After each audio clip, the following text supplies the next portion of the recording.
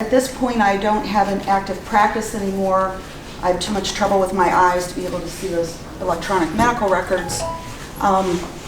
So I do a lot of teaching all over the country, and I've been, actually you're probably my fourth CSB or community health service center that I've been to in the last 6 months, because everybody is having to come up to speed with the new addiction services that it sounds like the state is telling us we have to do. So I'm here today on behalf of the Opioid Response Network, which is through the American Association of Addiction Psychiatry. And the only thing you really need to know about that is that they're a great resource for you as you are going through in this process.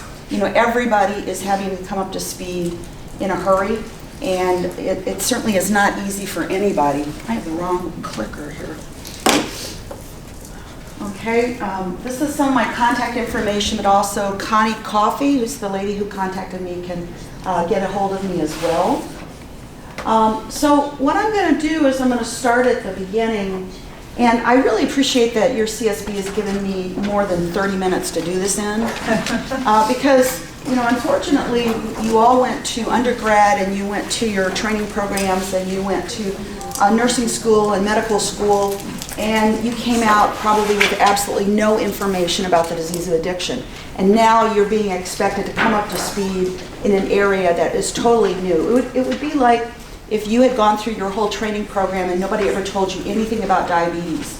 And then all of a sudden you're out in the real world and all these people with diabetes are coming to you and you have no clue about the pathophysiology or the differential diagnosis or what the approach is, or even if it's a real disease. And it's really hard. One thing about this presentation is that there was a book written by Beth Macy, who's a journalist in Roanoke, and you know, a journalist is 180 degrees different perspective than mine is as a healthcare provider, but so much of her book, she's seeing what we all see. So I've included a lot of quotations in this presentation from her book. And by the way, please stop me if you have questions, because once again, your CSB has given me time to actually answer questions, and I appreciate it. Okay, so you know, I think we all know that our whole country is in big trouble right now. You know, people sometimes want to pick on Southwest Virginia, and I think that's really unfair. The whole country is in huge trouble with drugs right now. And by having had this training, you're going to be in a kind of a strange position of having a lot more information than a lot of other people. You know, I'm not like I'm the most super teacher in the world, but you probably have had nothing on addiction medicine, or you've had very little, so I appreciate you showing up today. So I'm going to start talking about the opioid crisis. And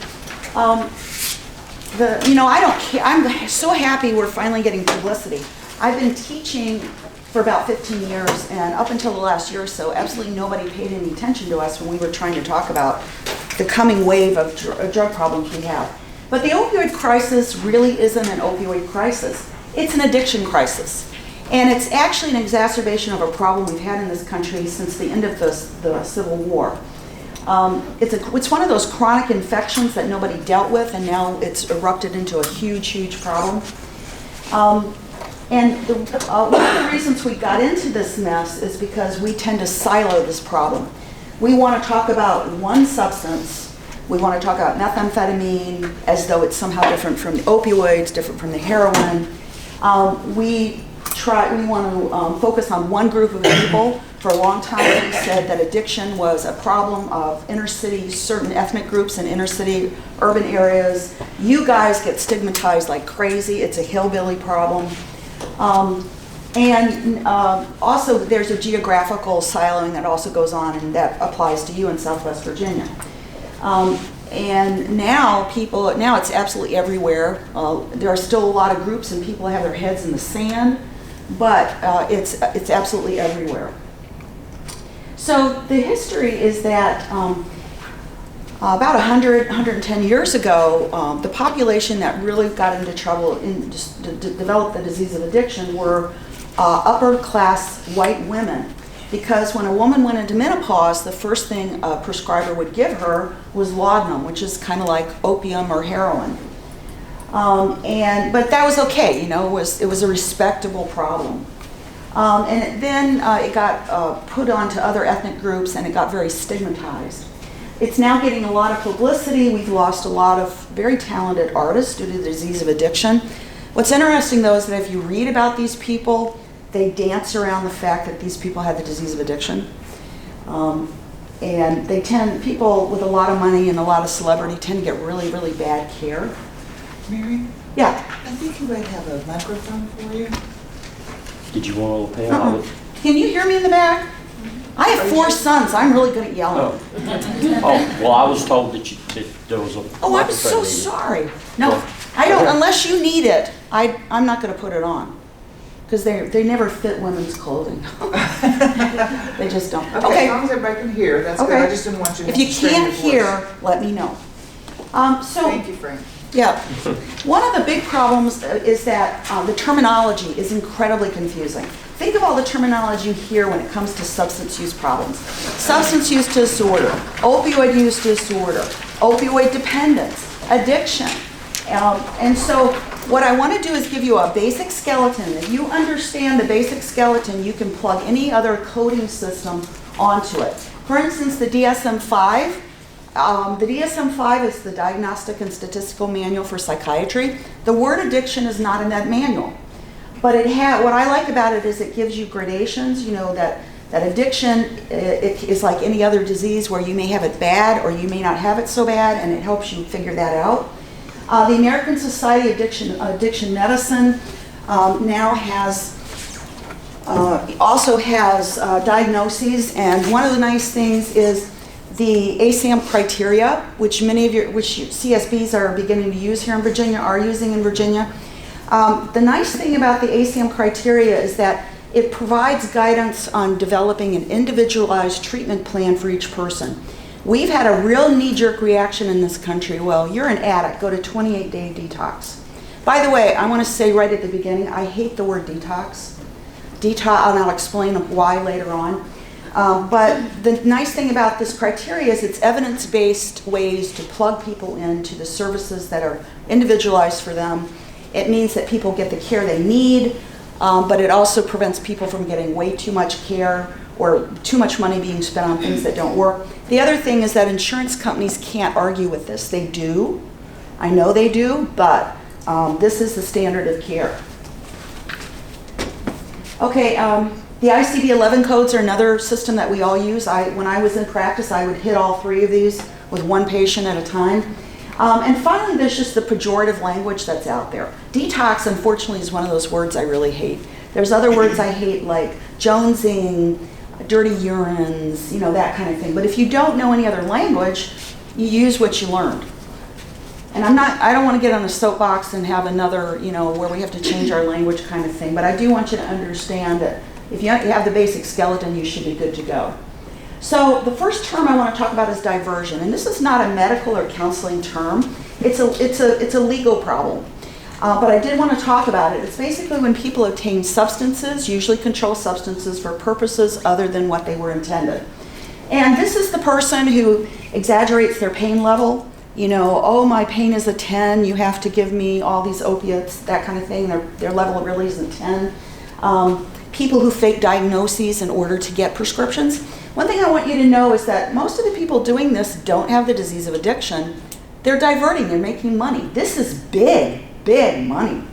Usually the addicts are the end users. Now some addicts, people with addiction, will give you a really hard time, but I have to tell you, most of the time the person calling you at 5 o'clock on a Friday afternoon demanding a hydrocodone prescription probably isn't addicted. People support themselves. I think half the people that get trips to Disney World and Disneyland are financed off their prescriptions.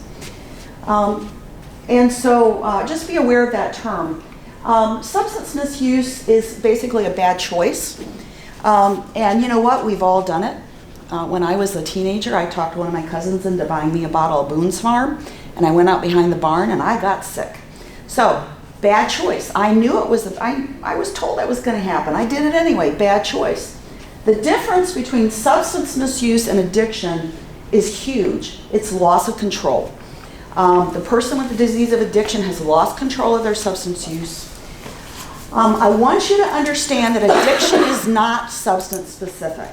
And one of the things I hear all the time, I'll go out to some county and they'll say, you know what, we managed to get rid of all our meth problems, but now we have heroin. Or we clamped down on the heroin, now we have a meth problem. Addiction is not substance specific. That also applies to legal or illegal. The person who walks into your office who smokes cigarettes has the disease of addiction. And, so be aware of that. There are some professional organizations right now, particularly physician organizations right now, that are actually breaking their arms, patting themselves on the back, saying, we've cut down our opioid prescriptions. Well, good for you. Now you've made this huge market for heroin. So anyway, just be aware of that. The objective symptom of addiction is poor functioning, and you guys see this all the time. People who have the potential to get more education and get better jobs, and they don't do it. Their family lives are a mess. The subjective symptom of the disease of addiction, and the one that I'm after all the time when I treat patients, are the cravings. So the way that Beth Macy described a craving is that you haven't eaten anything for 3 days. You are really, really hungry. Somebody puts a plate of really good food in front of you, and they tell you you can't eat it, and then they leave the room. So we've all had cravings, but the cravings with the disease of addiction are 1,000 times worse than our normal cravings for a chocolate bar or a really good dinner, that kind of thing. So remember that. Objective symptom, poor functioning. Subjective symptom are cravings. This is an article that you can read on the internet, and it's very accessible even to people that don't have maybe a medical background. But it talks about addiction is a disease of learning and memory. So when the disease kicks off, the brain starts hijacking more and more brain storage area to maintain the behaviors. And you know what? Law enforcement sees this all the time. So they'll arrest somebody, what's your phone number? I don't know what my phone number is. What's your drug dealer's phone number from 8 years ago? They can remember that. That's because their brain is preferentially maintained that behavior and made storage for that information in their brain. Another way to describe it is with this chart. And so take a look at the person with the non-addicted brain. So this is an example. This is a guy who just cut the grass on a really hot summer's day, and he deserves a cold one. But he's got to drive the kids to soccer practice. So he controls the urge to have his beer and doesn't drink the beer until he gets home after soccer practice. The interesting thing about this guy's brain is that in his memory, he's not really sure how many beers are in the refrigerator. Maybe they're there, maybe they're not. He doesn't remember the last time he bought some. It's a little fuzzy. It's not a big deal to him. The guy on the other side has an addicted brain. He just cut the grass on a hot summer's day. And he thinks he deserves a cold one. Everybody else can have a cold one. I don't need to worry about drinking and driving. I drive just fine when I have had a couple beers. You hear all these excuses all the time. He drives the kids to soccer practice after drinking a six-pack. And by the way, I'm not condoning this behavior. This is not a defense against drunk driving. I want that guy arrested. The point is that a huge part of his brain, maybe not huge, but a big chunk of his brain has been hijacked to maintain the behaviors, the information he needs. He knows how many beers are in that refrigerator. He knows how long they've been there. He's got a million excuses why he deserves one right now. And you guys hear this every day when you are dealing with people with addiction. All the excuses they have for using, even though it's really bad for them. So, once again, not an excuse for bad choices, but I want to explain what goes on in the brain. The next term I want to talk about is withdrawal and physical dependence. So withdrawal is a physical syndrome caused when the body has gotten used to something. I drink a lot of coffee. If I don't drink coffee, I'm going to have a withdrawal headache. I am physically dependent on the caffeine. That does not mean I'm addicted. And people confuse addiction and physical dependence all the time. And that's why I don't like the word detox. Detox is really only referring to physically withdrawing you from a substance. It doesn't deal with the disease of addiction. And in fact, we are hoping to get black box warnings for detox, because when you detox people, they lose their resistance to respiratory depression, they relapse and they die. They have no clue how to deal with the cravings. I'll talk more about that later on. So being physically dependent and having withdrawal is not the same thing as having addiction, but it is an enormous contributor to people relapsing, overdosing, and dying. So tolerance is when you require more of a medication to achieve the effect you're after. When I was in primary care, I'd have somebody come in with hypertension. I put them on an antihypertensive medication. They'd do fine, but then maybe 6 weeks, a couple months later, they'd come back. Their blood pressure had inched up a little bit. I have to put the dose up a little bit. By the way, tolerance does not increase forever and ever and ever and ever. It's unique from medication to substance. Some things will continue developing tolerance forever, and some things never cause tolerance at all. But the problem is that when you detox somebody, they're going to lose their tolerance to the respiratory depression. And so when they are out of wherever they've detoxed and they go back in the same environment, they have cravings, they have no clue how to deal with them. They use the same amount that they were using before they got admitted for detox, they stop breathing and they die. People who get out of jail or prison are 170% more likely to die of an overdose, and I'll talk about overdoses later on, than the regular population. It's because they're in jail, they detoxed, lost that resistance to respiratory depression, they get out, they use, they die. So a lot of them die in the parking lot when they get picked up. So the next term I want to talk about is psychoactive or reinforcing or abusable. Why are we talking about Percocet but we're not talking about penicillin? Well, substances that are psychoactive or reinforcing or abusable activate the reward center inside the brain. And in general, the more abusable something is, especially for the substances that may be prescribed drugs, the higher the street value. That's not true for other substances like methamphetamine and heroin, but it's often true for the stuff we prescribe. So controlled substances is a legal term. The DEA has a schedule out where they have listed substances that they think are very addictive versus how much use they have medically. They do the best they can. I think these lists can sometimes be kind of political. Just so you know what that term is.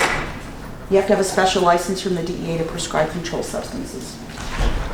Substance of choice. People often have a substance of choice, and generally if you're kind of a depressed person, you like the things that give you some energy. If you're kind of hyper, you like the things that bring you down. But please keep in mind that addiction is not substance specific. If you have the disease of addiction and you're not doing something to stay in recovery, you'll just switch to something else. And the something else can be even behavioral. I've seen people switch from opioids to porn. People, gambling. If you take histories from people with the disease of addiction, they have switched from substance to substance throughout their history. And that's because addiction is not substance specific. The good news is that it doesn't mean you have to provide separate services for people with methamphetamine, opioids. Addiction is addiction is addiction. Okay. So once again, it's not an opioid crisis, it's an addiction crisis. And these are some good articles if you'd like to look at them. And the point here is that now that we have clamped down on the opioids somewhat, we're having more overdose deaths that are including stimulants. And this is, once again, just to show you that there's a final common pathway for substances of misuse. Alcohol, heroin, cocaine, nicotine, they all eventually hit the same places in the brain. I want to define enabling. Roughly define enabling as when you do something that helps somebody with addiction in the short term, but it hurts them in the long term. So the example that I learned this from is you have a woman who's married to a man who's a binge type alcoholic. So he doesn't drink during the week when he goes to work, but on the weekends he really ties it on. And often on Monday he's too hungover to go to work, so the wife calls his boss and says, Joe has the flu. So she's made it easier for him to keep his job, but she's also made it easier for him to continue that pattern of alcohol misuse, which is probably going to kill him. She's also protected her income. So I understand why she does it. We have a lot of enabling that goes on, especially among families with children with the disease of addiction. I've had parents tell me that they will go to the heroin dealers and buy the heroin for their kids so their kids don't have to go on the street to buy it. There's a lot of parents that are exaggerating their pain are lying to get pain pills to give them to their kids. There's a lot of kids sitting in basements, high all the time, who are not functioning very well. I'm not blaming these parents. They have no more clue what to do than anybody else does. But that is a form of enabling. Institutions have also enabled a lot. Beth Macy talked about the problems they've had in Southwest Virginia. One of the ways that we get into enabling is by not using evidence-based medicine. Let me tell you, everybody wants a quick fix to the disease of addiction. Every time I present, somebody says, well, what about, I heard from somebody, what about horse therapy? What about this herb or this or this or this? And I wish there was a one pill would fix it, but we don't have that right now. Allowing money to dictate care. Certainly a lot of the opioid pill mills have morphed into buprenorphine distribution centers, which are throwing pills on the street but not providing any evidence-based medicine. And siloing is another way that we have gotten into this mess and enabled.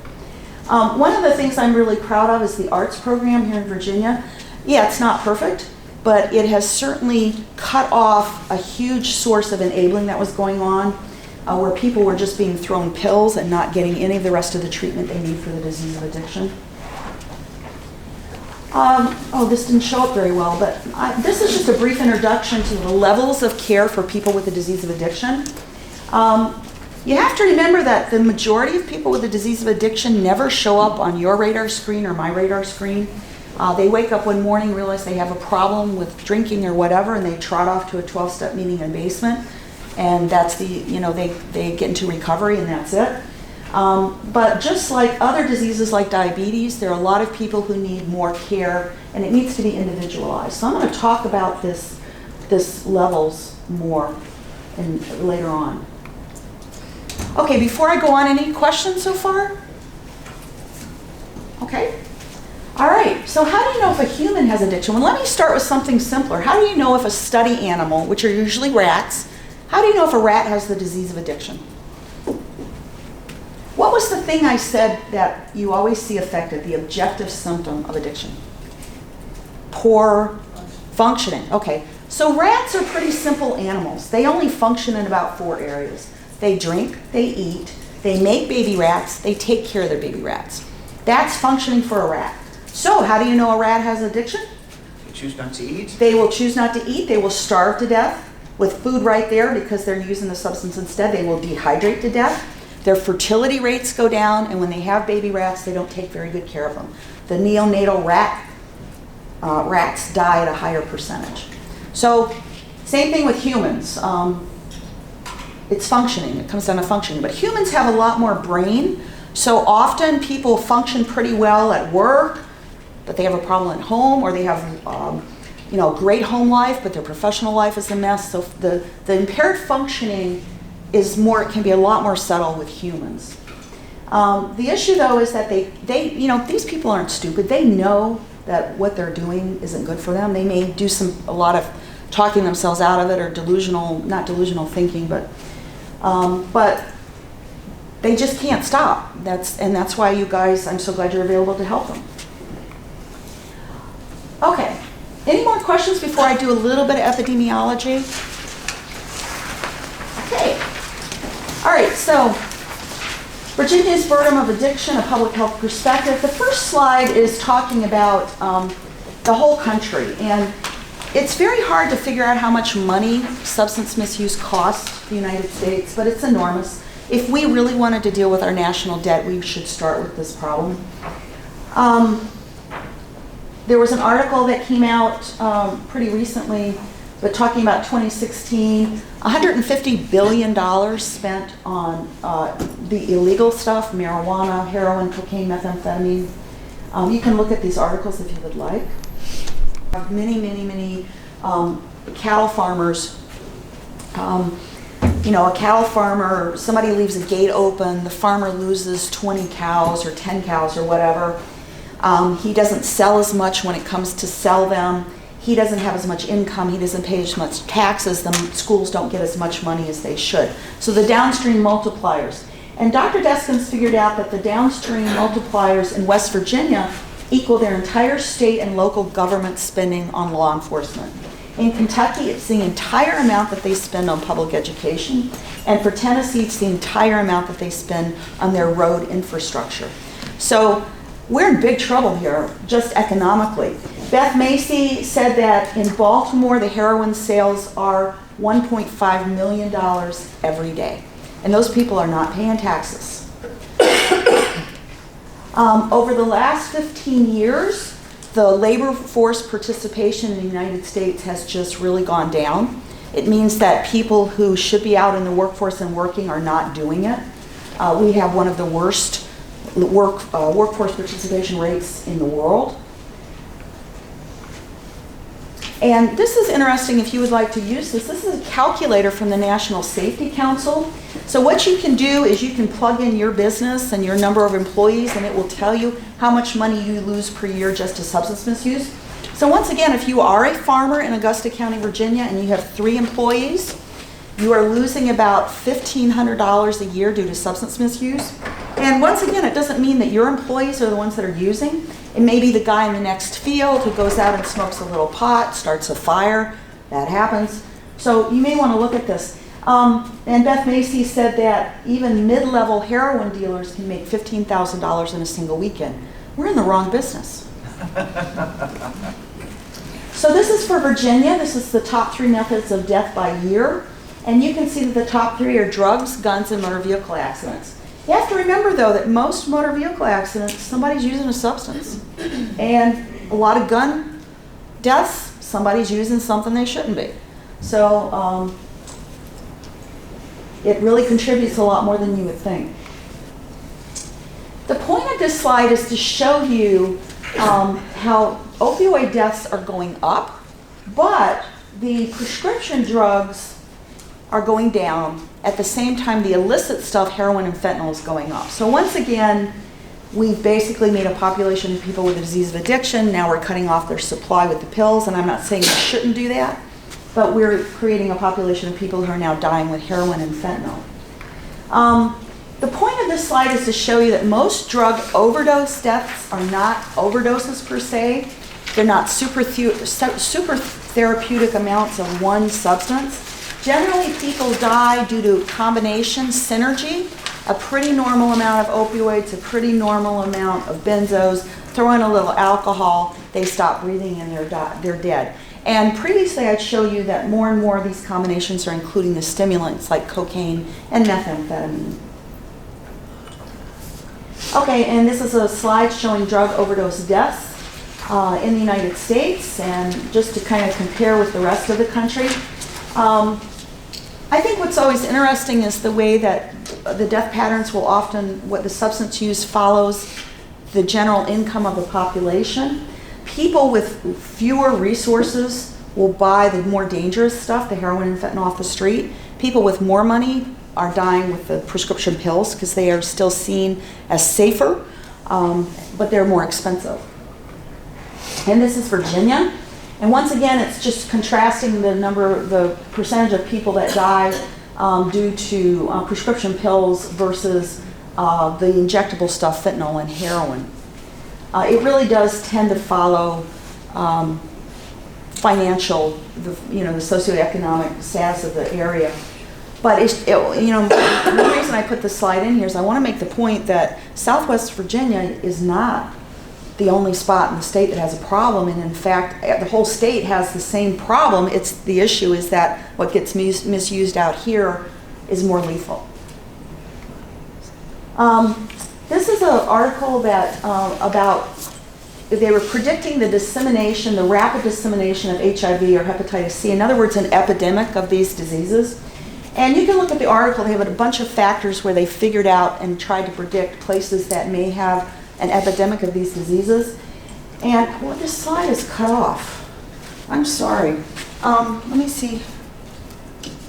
Every time I teach, it seems like my slides reformat themselves. But anyway, in Virginia, Buchanan County, Dickinson, Russell, Lee, Wise, and I think there's a couple down here I can't see. Yeah, Tazewell, Patrick, and With. I got it. Okay.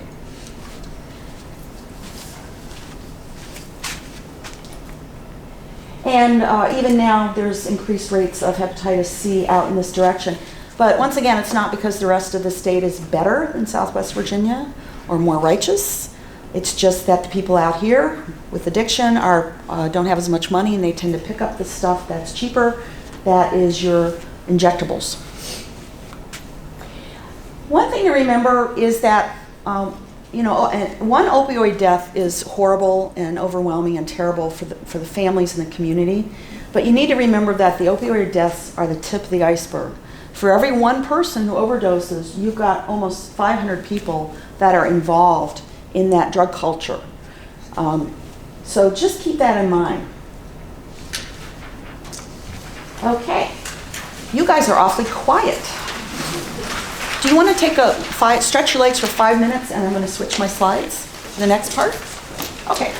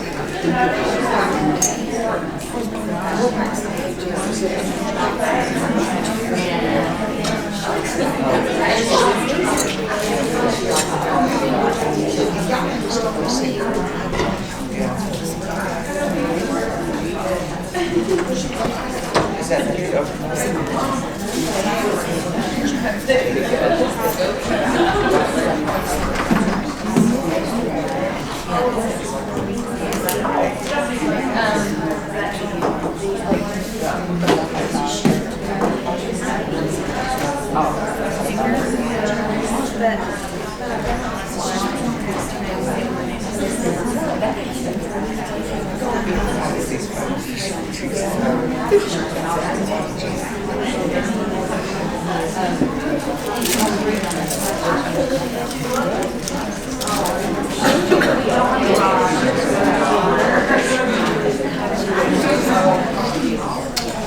right, if y'all want to get started again, I will do that.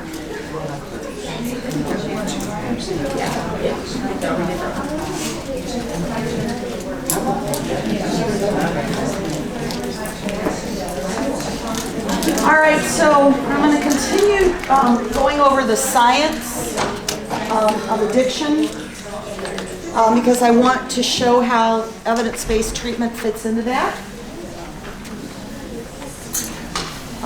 Once again, I have some quotations in this from Beth Macy.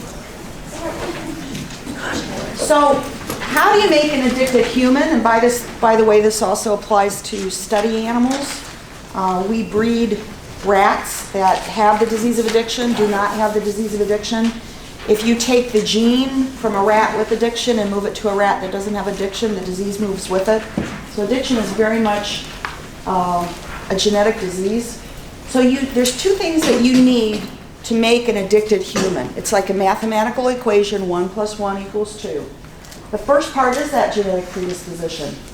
And some humans don't get much predisposition at all. Some don't get any at all. Some people have an enormous predisposition for the disease of addiction. And so this is something that Beth Macy observed when she was talking to people in Southwest Virginia. Some people got into trouble, lost control of their substance use after 3 to 4 doses. Another thing is that about 20% of our Vietnam vets came back from Vietnam physically dependent on opiates. And they went into withdrawal. 20% of them had withdrawal, but not all of that 20% went on to continue using with the disease of addiction. A lot of them walked away from it. So genetics accounts for about 20% or 50 to 60%, and I'm going to escape for a minute because I need to see if there's anything else on the bottom of the slide. So one of the things Beth Macy talked about is how she ran into families where 3, 4 generations had the disease of addiction. And that's something that I saw in Augusta County. I had people that came into me, and great-grandpa had trouble with whiskey, he had a still, and then, grandma had a problem with alcohol, and, mom and dad got into cocaine, and now I have a problem with opioids, and everybody smokes cigarettes. The genetics definitely pool in families. And you guys may see that too, where you just get families where the disease is there, and then you get all the rest of the mess that comes with it. So this slide is from NIDA, Dr. Volkow, and what it shows is that the brain of a person who may go on to develop the disease of addiction is different before they're exposed to the substances that can cause addiction. So you might want to take a look at this. It has to do probably which dopamine subtype receptors you inherit, but so the brain of a person who is predisposed to the disease of addiction is different from the very beginning. And, I worked in palliative care and prescribed a lot of opioids. And this is something that I heard from my patients. The majority of people, let's say somebody broke their arm and I appropriately prescribed Percocet for them. Most people would come back and say, the Percocet helped my pain, but I didn't like the way it made me feel. I felt fuzzy, I felt depressed. I only took it as long as I needed it for the pain. And now the rest of the pills are sitting in the medicine cabinet for somebody to get into. But there was a minority of people who would say, the Percocet made my pain go away, but it also gave me energy and it made me feel normal and I could concentrate. Those are the people with the kind of brains who often could get into trouble with what we were prescribing. And I wish that back in our health training schools, we had been taught to listen to patients when they said this stuff, because they did say it. But a lot of those people who had a positive reaction to the opioids other than pain relief went on to get into a lot of trouble with what we were prescribing. The second part of the equation is you have to be exposed to things that can induce the disease of addiction. So what is it that makes a substance addictive? Well, they elevate dopamine in the forebrain above levels that are normally seen in nature. So it's a dopamine spike, and the faster and higher it is, the more addictive liability a substance has. So the faster and the higher. What's interesting is that Purdue Pharma knew about this, and when they were making up their graphs to get FDA approval for OxyContin, they falsified those charts. They smoothed out the spikes and the valleys because they knew that fast and high dopamine spikes are more addictive. And they advertised this stuff saying that it wasn't very addictive or wasn't addictive at all. Part of this is how quickly you can get the chemical into the brain. So across that blood-brain barrier. And a lot of that is you have to get it into the blood. So if you swallow a pill, it's kind of slow getting into your blood.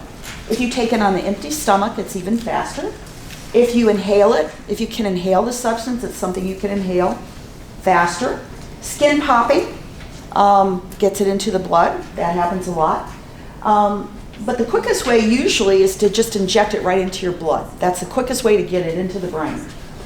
And when I was treating people with addiction, you always do a review of systems. And one of the things is, has your weight changed in the last year or so? And I can't tell you how many people would come to me and say, I lost 30 pounds last year and I don't know why. Well, it's because their brain had learned that if you take that pill on an empty stomach, you get a better buzz. So this can be very subconscious, sometimes this progression. But people who are averse to injecting, they will overcome that as they start seeking a better high. By the way, there's a myth out there that you're not an addict until you inject. That is not true. But you're going to run into that again and again and again. So this is what happened with the old formulation of OxyContin. People figured out that you could crush it up, and then you had a lot of the really good stuff that you could snort or you could inject and get into the brain in a hurry. And another thing that Purdue Pharma did, according to Beth Macy, is that one of the things the FDA wants to see is, can people extract that opioid from the pill? And if you can extract it easily, that's a black mark against your product. They didn't report that you can actually recover about 68% of the opioid when you crush up those pills.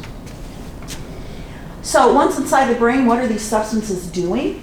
Well, they're triggering the natural reward system. The faster and the higher the dopamine spike, the more addictive the liability it has. And the point here is not all substances of misuse are created equally. They do not all give the same magnitude of a dopamine spike. This is a slide. When I started giving this presentation, we didn't have these readings from study animal, about actually measuring the dopamine levels in the brain. But you can see that eating something good gives you a dopamine spike, sex gives you a dopamine spike. But when you get into substances of misuse, look what amphetamine does. And that's all amphetamines. Methamphetamine is off this chart, up through the roof and back down again. That's the dopamine spike that you can get from methamphetamine. Now, the chemical is also very toxic to the brain and causes a lot of damage, and I'll talk about that later on. Cocaine, nicotine, big dopamine spike. Alcohol, the higher proof alcohol, it gives you a higher dopamine spike than the lower proof alcohol. This is morphine. The dopamine spike is often affected by the dose as well. And this is a chart where I try to pull all this stuff together, so this is not from an article, but this is me trying to explain that not all substances of misuse are created equal. Some give you a faster and higher dopamine spike. Heroin, cocaine, IV Dilaudid. Dilaudid is a pain medicine. It's a great pain medicine, but it's also water soluble, so it's a lot like heroin. Nicotine, Xanax, coming down a notch, the immediate release morphine, the higher proof liquors, some of the non-injected pain pills, coming down yet another notch. If you work at it, you can get a low buzz off of methadone and buprenorphine, but you have to work at it. The lower proof alcohol can give you a dopamine spike, as can marijuana. What I really want you to look at is the very bottom, that purple line on the bottom. If a patient is using methadone or buprenorphine as prescribed, and it's done appropriately, they're not getting a buzz. They're not spiking dopamine. What they're doing is maintaining tone in that pathway to calm down the cravings. Okay? So we really need to get rid of this myth that people are using or just substituting one opiate for another when they're on buprenorphine and methadone and doing well with that. One thing that's interesting to me as I've talked to my patients is that the street value of prescribed drugs often follows the dopamine spike. The better the buzz, the higher the street value. So if you could get your hands on the old formulation of Oxycontin, the 80 milligram Oxycontin, 100 of those was worth up to $16,000 on the street. And you know, they're not paying taxes on this. Xanax has great street value. We were told that the fentanyl patches were not misusable, and that is not true. Fentanyl patches are indeed misusable. They have street value. Methadone is a steady Eddie. And by the way, the methadone on the street, about 99.9% of that is coming from pain, treatment of pain, not from the methadone clinics. Methadone clinics use a different formulation, so we can kind of track that. But also it really often depends on what area of the state you're in. And by the way, if you want the information for your part of the country, the Virginia State Police maintains this information, and you can get it on the internet. And this stuff, these values are a little old. These are just what people had told me. There's a lot of non-controlled substances that have street value right now. Often what is happening is that people have learned that if they mix it with another substance of misuse, they get a better buzz. So muscle relaxants have had street value for a long time. Bupropion is a lot like cocaine. There's ways they can manipulate it and get a really good buzz off of it. Of course, gabapentin, mirtazapine is another one. If you combine that with alcohol, you get a better buzz. Ritonavir, which is an HIV medicine, combined with methamphetamine, has street value. It gives you a better buzz. So ritonavir has street value just for that reason. Prednisone. I've had some patients who got a buzz off of prednisone. And of course, tramadol.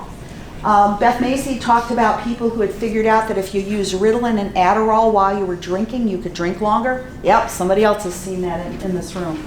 So, you know, the first response of some prescribers when I show this slide is, well, I'm just not going to prescribe any of these anymore.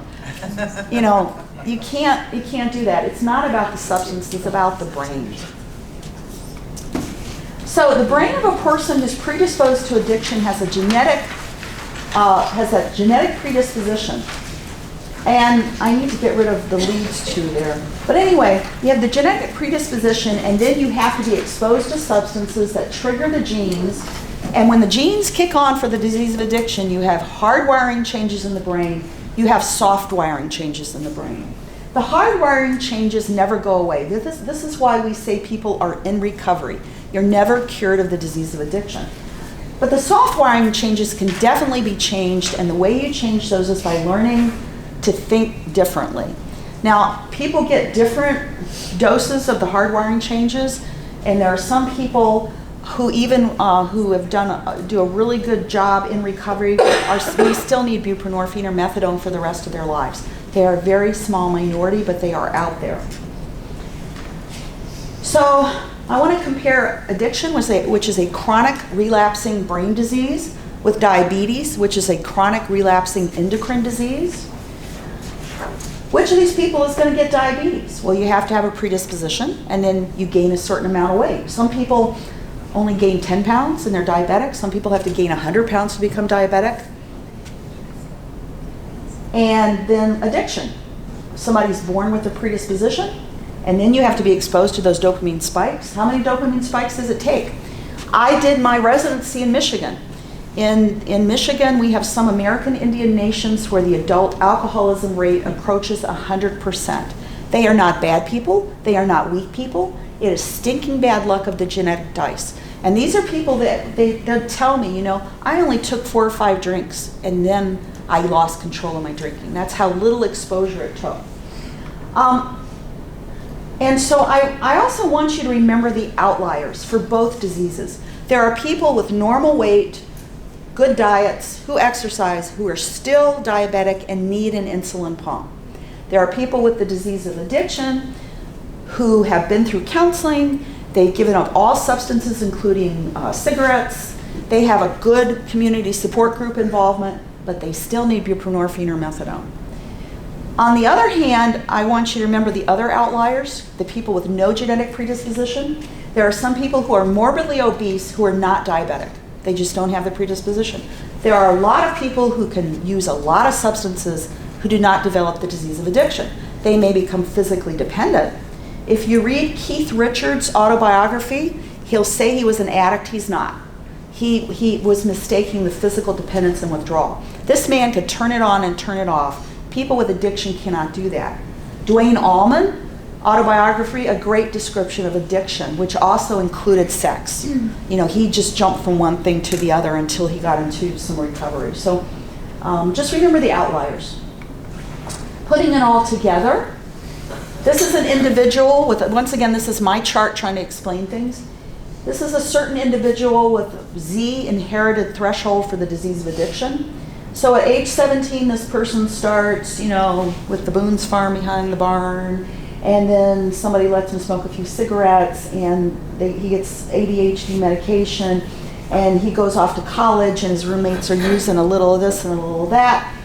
At age 36, he accumulates enough dopamine spikes to trigger the disease of addiction, and he's off and running.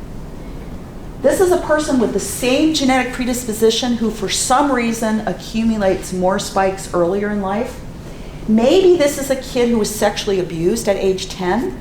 Then when they try the Boone's Farm at 15, they discover that it decreases their anxiety and they drink a lot more than they would have. Maybe this is a kid growing up in a home where it's okay to drink beers with dad at 14 or try grandma's cigarettes. For whatever reason, this person has a lot more exposure, and the disease kicks off at age 24 instead of 36. This is a person with a lower threshold for the disease of addiction. They don't need a whole lot of dopamine exposure or dopamine spikes due to the exposure to these substances to develop disease of addiction. This might be my American Nation, Indian Nation in the Upper Peninsula of Michigan. By the way, we know that starting alcohol use in adolescence depresses that threshold. People will develop alcoholism sooner. One of the problems with addiction medicine is that a lot of what we need to study is illegal. So we have to extrapolate from the legal stuff to the illegal stuff. And let me give you an example. My oldest son wanted to get his master's degree, and we have a lot of information on how people smoke cigarettes. We can calculate how much nicotine is in the tobacco, how deeply they inhale, how long they hold the stuff in their lungs. We have none of that information at all about cocaine and other things. So he actually wanted to go into some of the coke houses in Detroit and try to get some of that information, which is a mother's dream of your kid getting your master's. But the problem is that just by walking in there, the police could have arrested him, or they could have had him testify against these people he wanted to study, and it was just impossible. So the extrapolation here is from alcohol. We know that kids that start drinking, and we're assuming it applies to other substances as well. Okay? I had an elderly woman who came in, was getting Percocet for some terrible osteoarthritis, and when people come in, you always, she'd been coming in, monthly and doing really well and functioning really well for years and years. But she came in and you asked, are you on any new medicines? And she said, yeah, I went to the dentist and he pulled a tooth and he gave me this medicine, and I'm supposed to take it every 4 hours. I even set my alarm clock so I remember to wake it up and take it at night. And to me that sounds like an antibiotic, right, for a tooth infection. Check the P&P. The dentist had given her another opioid. So this elderly woman is getting double dosed on her opiates, and I never would have known it if I hadn't checked the P&P, because she just didn't understand what the medicine was. And she's waking herself, didn't understand take it as needed. She's waking herself up at night to take it. So it can be a great safety mechanism for many patients. It's not just for people we're worried about substance misuse. For those of us who practice close to the state lines, there may be differences in the prescription monitoring reports. For instance, some states report a prescription written and some report a prescription filled. So just be aware of that as you're dealing across state lines, that these programs all came from different systems within their various state governments, and so they can be quite different. In Virginia, it's the filled, right? What's that? In Virginia, it's the filled. It's filled. In Virginia, it's what's filled. And the states that were doing written are moving away from that because that really is confusing.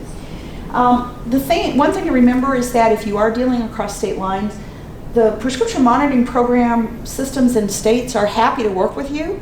Before we had the interoperability, I just got signed up for North Carolina and Maine. I had a lot of patients coming from Maine for some strange reason.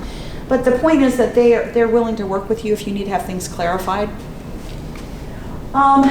Okay, so for prescription opioids, I get asked about, because we think that all these patients are doctor shopping or whatever. And we don't have any new slides on this information since 2013, but the point is that this was a survey of a large number of people. They were people aged 12 or older who admitted to misusing an opioid pain pill in the last month. Where did you get your pain pill from? And about 53% of the time they got that pain pill for free from friends or relatives. About 15% of the time they bought them or stole them from friends or relatives. So grandma is selling her pills to her grandchildren and making money off it. But more importantly, my hospice patients were get their medicine stolen. It happens. About 21% of these people got them from one prescriber. As you can see, that getting them from more than one doctor was less than 3%. They then asked people who admitted to getting their pain pills for free from friends or relatives, where do you think your friend or relative got their pain pill from? And about 80% of the time, it was just one prescriber. So for prescription pain pills that are on the street, they just tend to come from people that are not doctor shopping and look pretty golden. And the bottom line is everybody needs to be screened and give a urine drug screen and have the P&P checked. Any questions about that stuff? Okay, I'm going to talk about pregnant women. So, especially with opioids, but also with benzos, a baby who is exposed chronically to this stuff in utero can be born with a withdrawal syndrome. And with the opiates, for all of them we call it neonatal abstinence syndrome.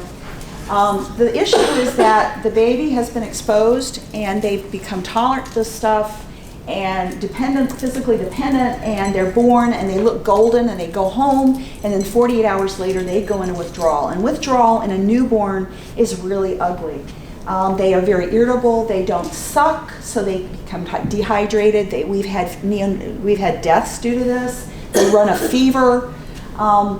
So it's very dangerous if you miss this diagnosis in a newborn. But if you can see it coming and you treat the baby appropriately, they can be quite comfortably weaned off these opioids that they've become used to, and they do really well. The issue is that it's very nursing care intensive and it's very expensive.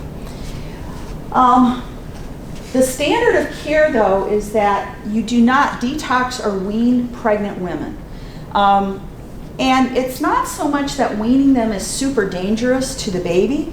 The issue is that you're only dealing with the physical dependence, you're not dealing with the addiction.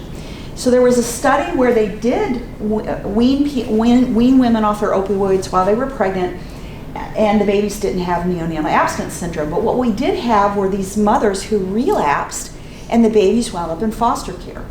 So it's a bit of an art to know how to wean a woman who's dependent on opioids. There are about 2 OBs in the state of Virginia who I would trust to do a really good job. And neither of them are out here in Southwest Virginia. So don't wean women off of opioids when they're pregnant. What you want to do is maintain them on methadone or buprenorphine. It is no longer necessary to switch to the mono product, the plain buprenorphine. The studies are showing that keeping them on the combined product with the naloxone is safe. The issue with the naloxone is that we all know that people with addiction will take Suboxone and they will sometimes try to inject it. What we were worried about is that if a pregnant woman did that, she would put herself in withdrawal, which we thought was really, really dangerous to the baby, the unborn baby. We've since discovered that, it's not great for the unborn baby, but it's not as dangerous as we thought it was. So, we didn't want to give women the mixed product in case they injected it, but that's not really a good reason to switch people from the dual product to the mono product. And also, we all know that the mono product is flooding the streets and has a higher street value. So it is no longer necessary to switch a woman on the dual product, buprenorphine, naloxone, to the mono product. The biggest danger to that baby is a mother who is in active addiction. And one of the nice things about keeping a pregnant woman on buprenorphine or methadone is they have to come and see a healthcare provider, which means they're going to get plugged into OB care, they're going to get some counseling and some advising, and you have much healthier babies. And by the way, a baby whose mother is maintained on buprenorphine and methadone, for all the years we have with methadone, it has not shown to cause any problems with those babies later on. You get into damage to the unborn baby, the fetus, with people going in and out of withdrawal. And that's what you don't want to have with a pregnant woman. The other thing about women maintained on buprenorphine or methadone is they should be encouraged to breastfeed. Once again, that doesn't hurt the baby at all. There is perhaps a minuscule amount of buprenorphine or methadone that goes into the breast milk. The only caveat is that we tell these women when they decide to wean the baby to do it slowly. So if they're getting any of the methadone or buprenorphine, they come down and they wean off of it slowly. But we actually don't think that the babies get much of any at all. Yeah, the bigger thing though is that a woman who has the disease of addiction and is on methadone or buprenorphine, she feels like crap anyway about being a mother. These women can be so ashamed. And breastfeeding is really a great way for them to feel like they are competent mothers. Another thing is that many of these women are at the absolute bottom of the economic scale, and formula is expensive. So encouraging them to breastfeed is many, many more positives than any possible negatives. A big issue though is that all opioids, methadone, buprenorphine, heroin, they all interfere with the brain systems for sex hormones. So these women are used to not having periods or not having periods on a regular basis, and a lot of them will walk into your office clueless that they are 5 or 6 months pregnant. And you need really, in fact, I would advise that if any woman that comes in, you just go ahead and do a pregnancy test. Now, that being said, I was in a very rural area and I could not get that pregnancy test that day. If they needed buprenorphine, I still started them on it because the woman in active addiction is a much greater threat to the baby than a mother who is started on buprenorphine and maintained. Okay, relapse. This is one of those big confusing issues, and a lot of people, I got asked even yesterday about, do you advocate 3 strikes and you're out? In other words, a urine drug screen with 3 unexpected results, and do you boot the patient out of the program? Well, would I boot a diabetic out of my clinic if they had come in maybe over a period of a year or so with 3 blood sugars that are higher than normal? No, you have to triage it. For a diabetic, is it one time only? They ate a piece of chocolate cake last night, or are they fully into diabetic ketoacidosis and they need to go in an intensive care unit? So a relapse isn't a relapse isn't a relapse. The ASAM criteria can help you triage relapses. I'm not saying that you should not be consistent about your reactions to relapses, because the last thing you want to do is be inconsistent from patient to patient. But the way I triage them is, first of all, what did they use? There are things that are quite lethal. Buprenorphine plus benzodiazepines plus alcohol can kill you. And I'm going to react much stronger to that than I am to somebody who comes in with marijuana in their urine. I'm not saying I'm condoning them using marijuana or even smoking cigarettes, but my reaction may be a little different. The other thing is, is there some control exerted over this? Are they living in an environment where there's basically heroin, alongside the toothpaste in the bathroom? Or are they in an environment that's safer? What's the risk to the patient? How long have they been using? Was it a one-time slip-up, or has this been going on for 3 or 4 weeks or 3 or 4 months?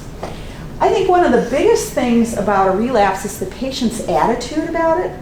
I have patients that walked into my office, and before the urine drug screen, they would say, "You're going to find marijuana in my urine." And I went to a wedding and everybody was smoking it, and I tried it, and I realized I shouldn't have, and I called my sponsor, and my sponsor has me going to 5 meetings a week instead of 3, and we're meeting to do the step work. That's a whole different animal than the one that walks in and says, "I haven't used that. Your urine drug screen is wrong."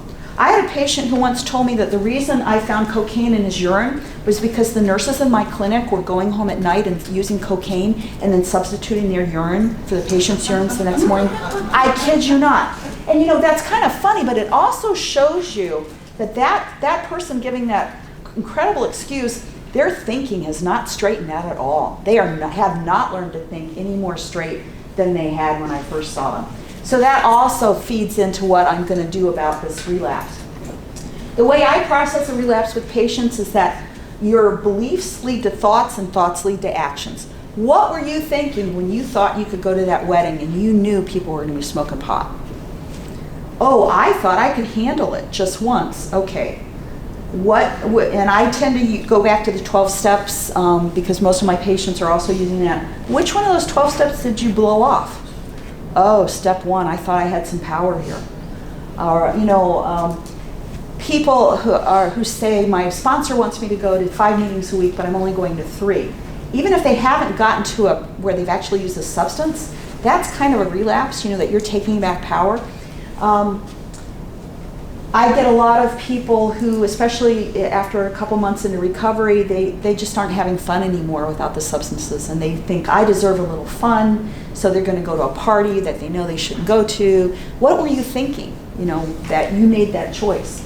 I get a lot of people, well, alcohol is legal, I've explained to you multiple times that you can't, it's like chocolate cake is legal, but if you're diabetic, you shouldn't have it. So that's kind of what I do with my patients. I try to process relapses like that. And then also what I need to do is this person so out of control they need a higher level of care?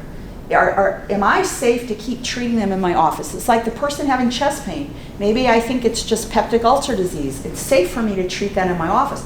But what if they're having their big heart attack? They need a higher level of care. So I have to think about that. And what is the higher level of care? I would love for everybody to have the full array of services of IOP and inpatient. But where I was at, there were some people that were so out of control, I sent them to the methadone clinic because the methadone clinic's going to eyeball them every day.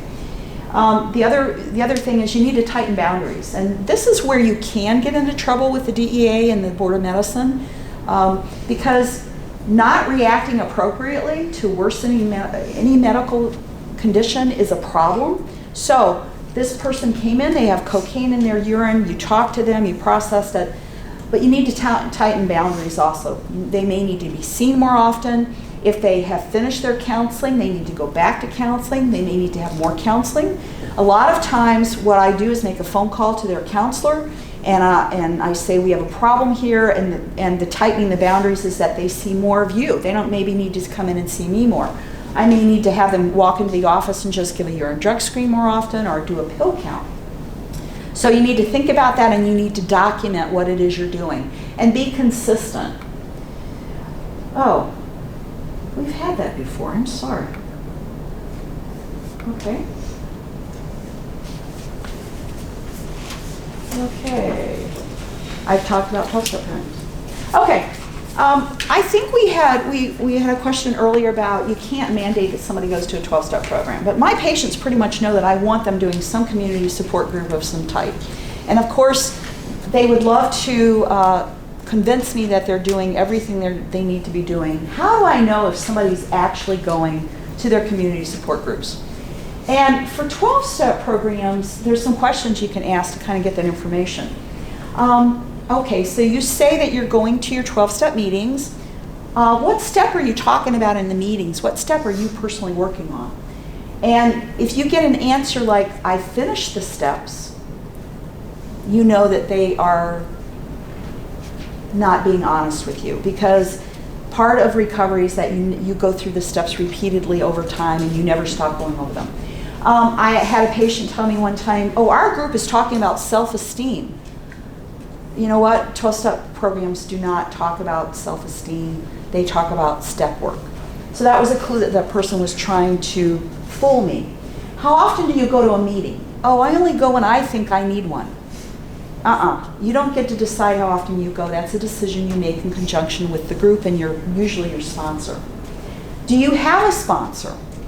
No, I can't find one. Well, yes, sometimes it can take people a while to find a sponsor, but you need to find a sponsor.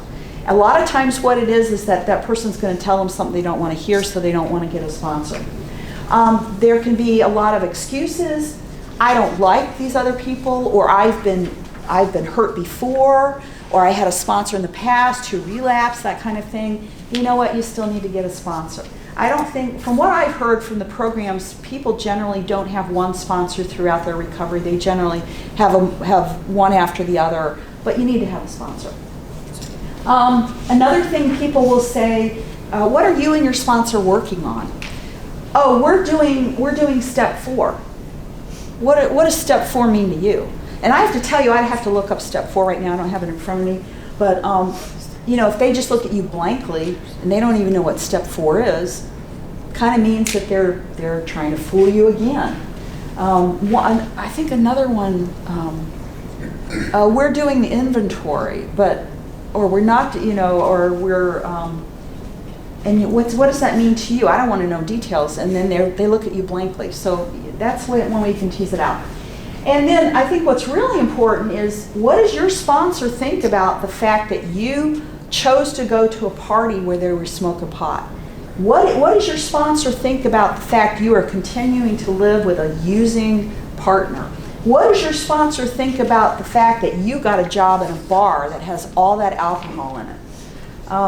And they look at you blankly, and the fact is they either don't have a sponsor or they haven't discussed these issues with them.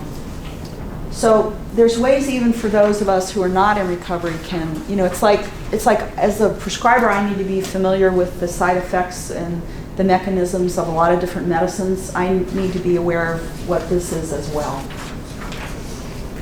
So what is recovery?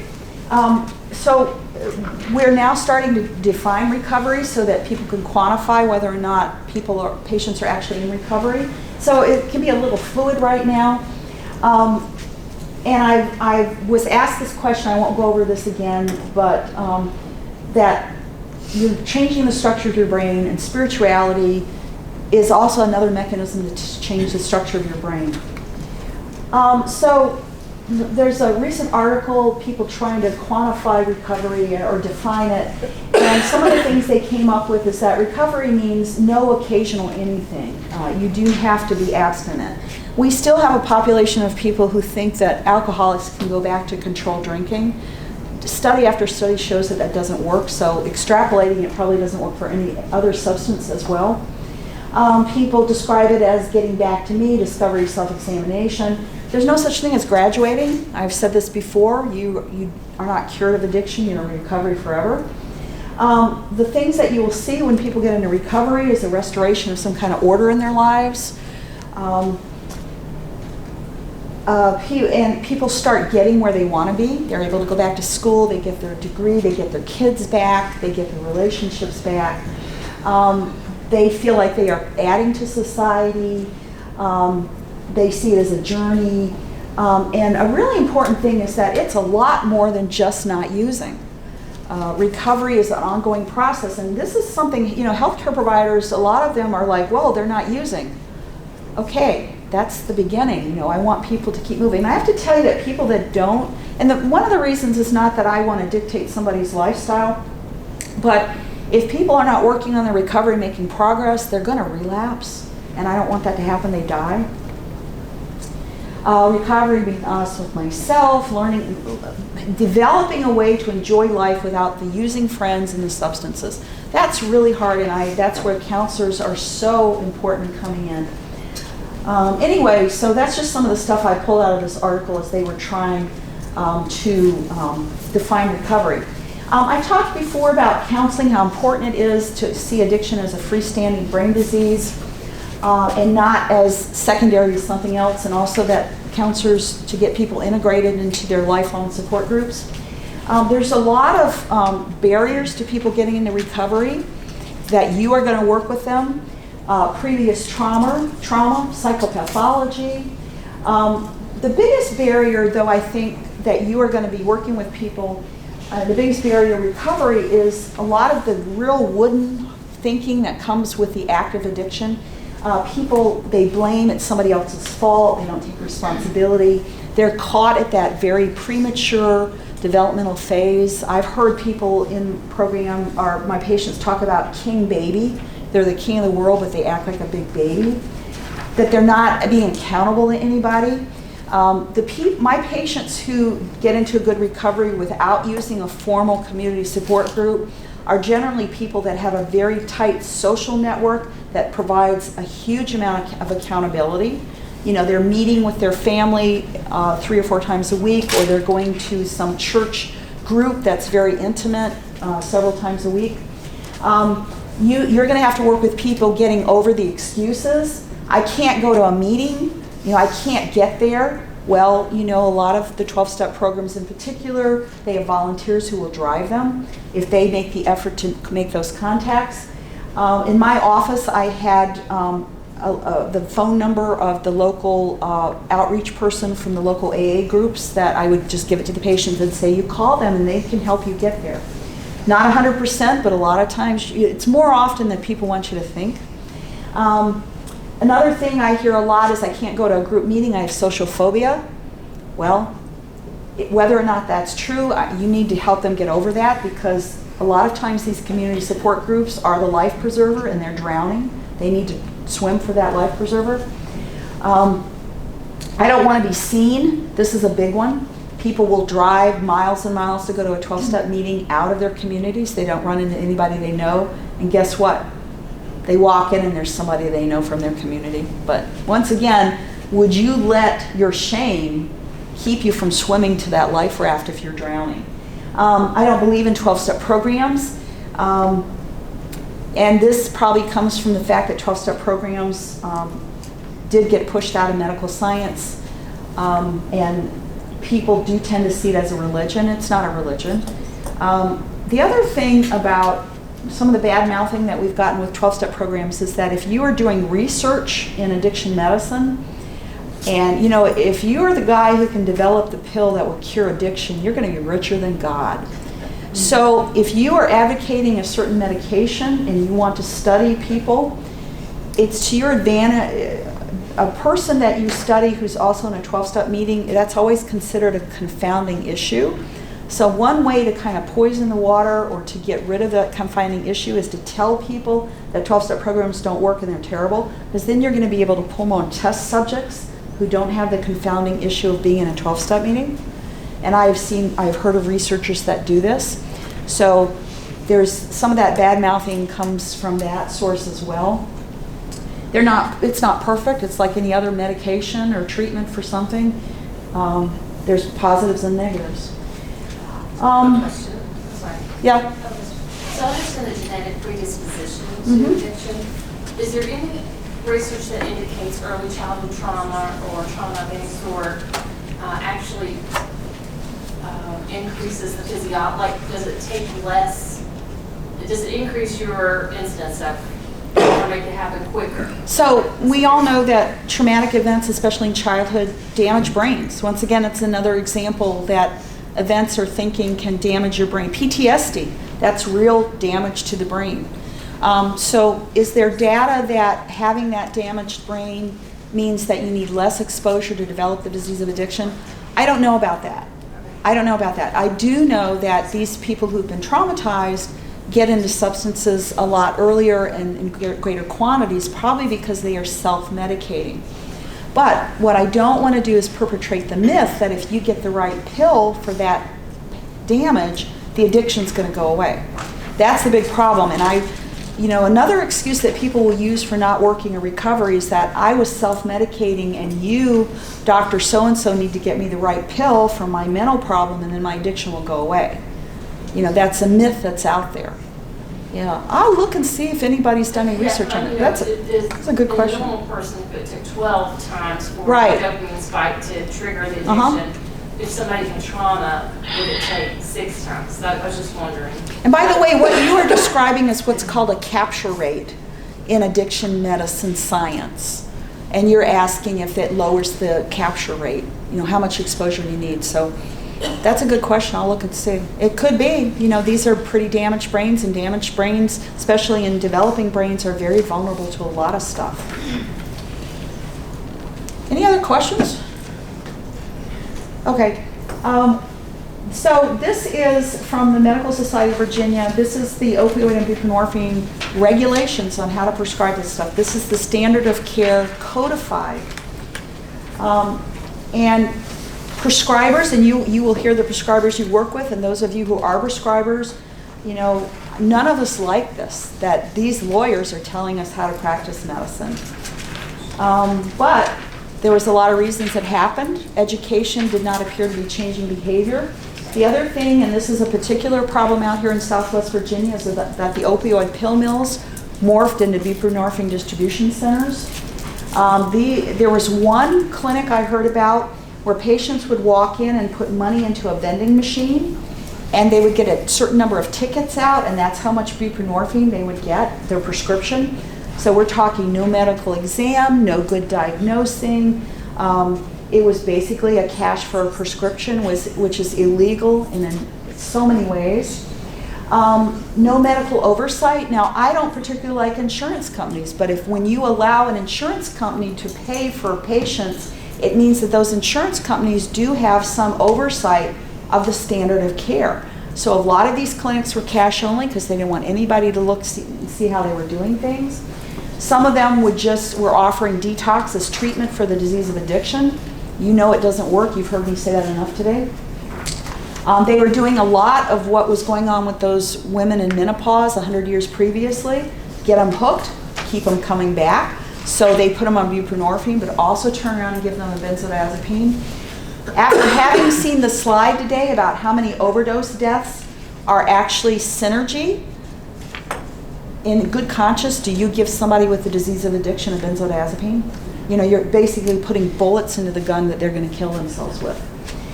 As I said before, they were very resistant to any kind of oversight from anybody else. They also tended to hide behind this Special Privacy Act from the federal government. They would say, you can't look at my records because of this CFR 42 Part 2. That is now in the process of being changed at the federal level, so these bad actors can't hide behind it. And when they did show up to even discuss what the standard of care was, they tended to show up with the exception to the rule. You know, the one patient in a million who actually does need concomitant benzodiazepines. And so Beth Macy saw this as she was investigating the opioid crisis in Southwest Virginia. What she reported is what I heard from my patients. These people would have to pay about $700, sometimes $1,000 for their initial visit, which didn't even involve a good physical exam. And then they were paying $90 to $100 every week or every 2 weeks to continue getting their buprenorphine prescriptions. A lot of these providers didn't do urine drug screens. I ran into one who did do urine drug screens but never checked the results, you know, going through the motions. They had no access to counseling, no referrals to counseling. Addiction. I'm going to talk about intoxication, withdrawal, and other consequences of substance misuse that you may see and you need to be aware of. Okay, so I hate the word detox. Did you guys see I scratched it out on the signs outside? Yes, you did. Okay. I don't want you to be known as one of these detox places that is basically just setting people up for relapsing. When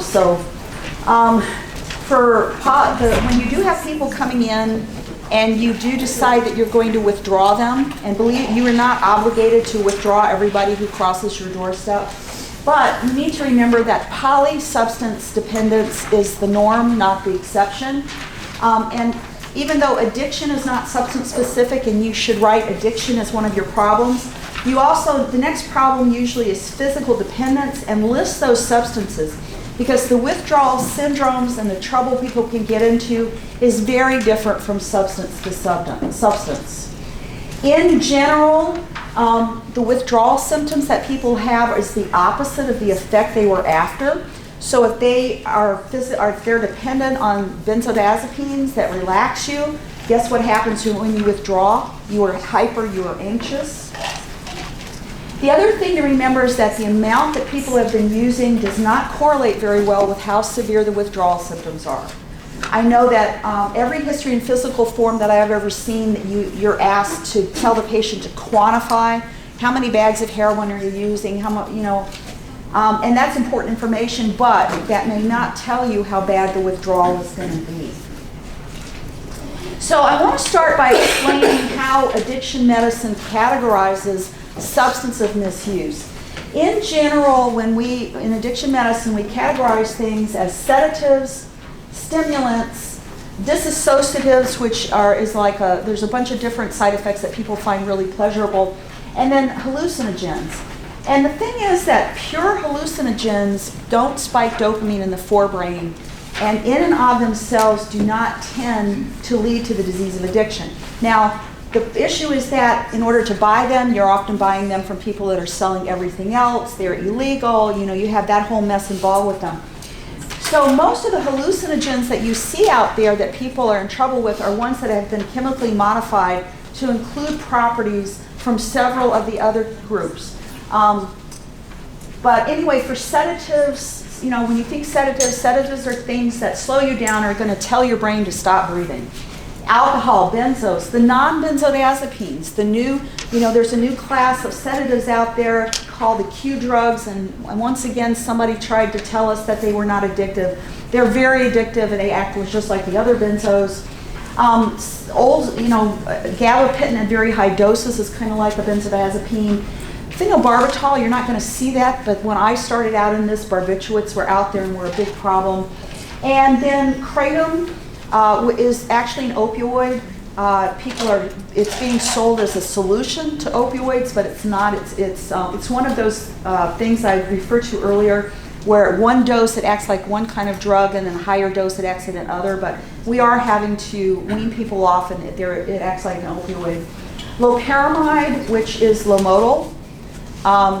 Lomotil is over the counter. The thought is that you are concentrating on the side effect of constipation with Lomotil, but it is an opioid, and if you take a lot of it, for some people it acts like an opioid, and I have had reports from colleagues of people where we have to put them on buprenorphine because of their loperamide they've been using.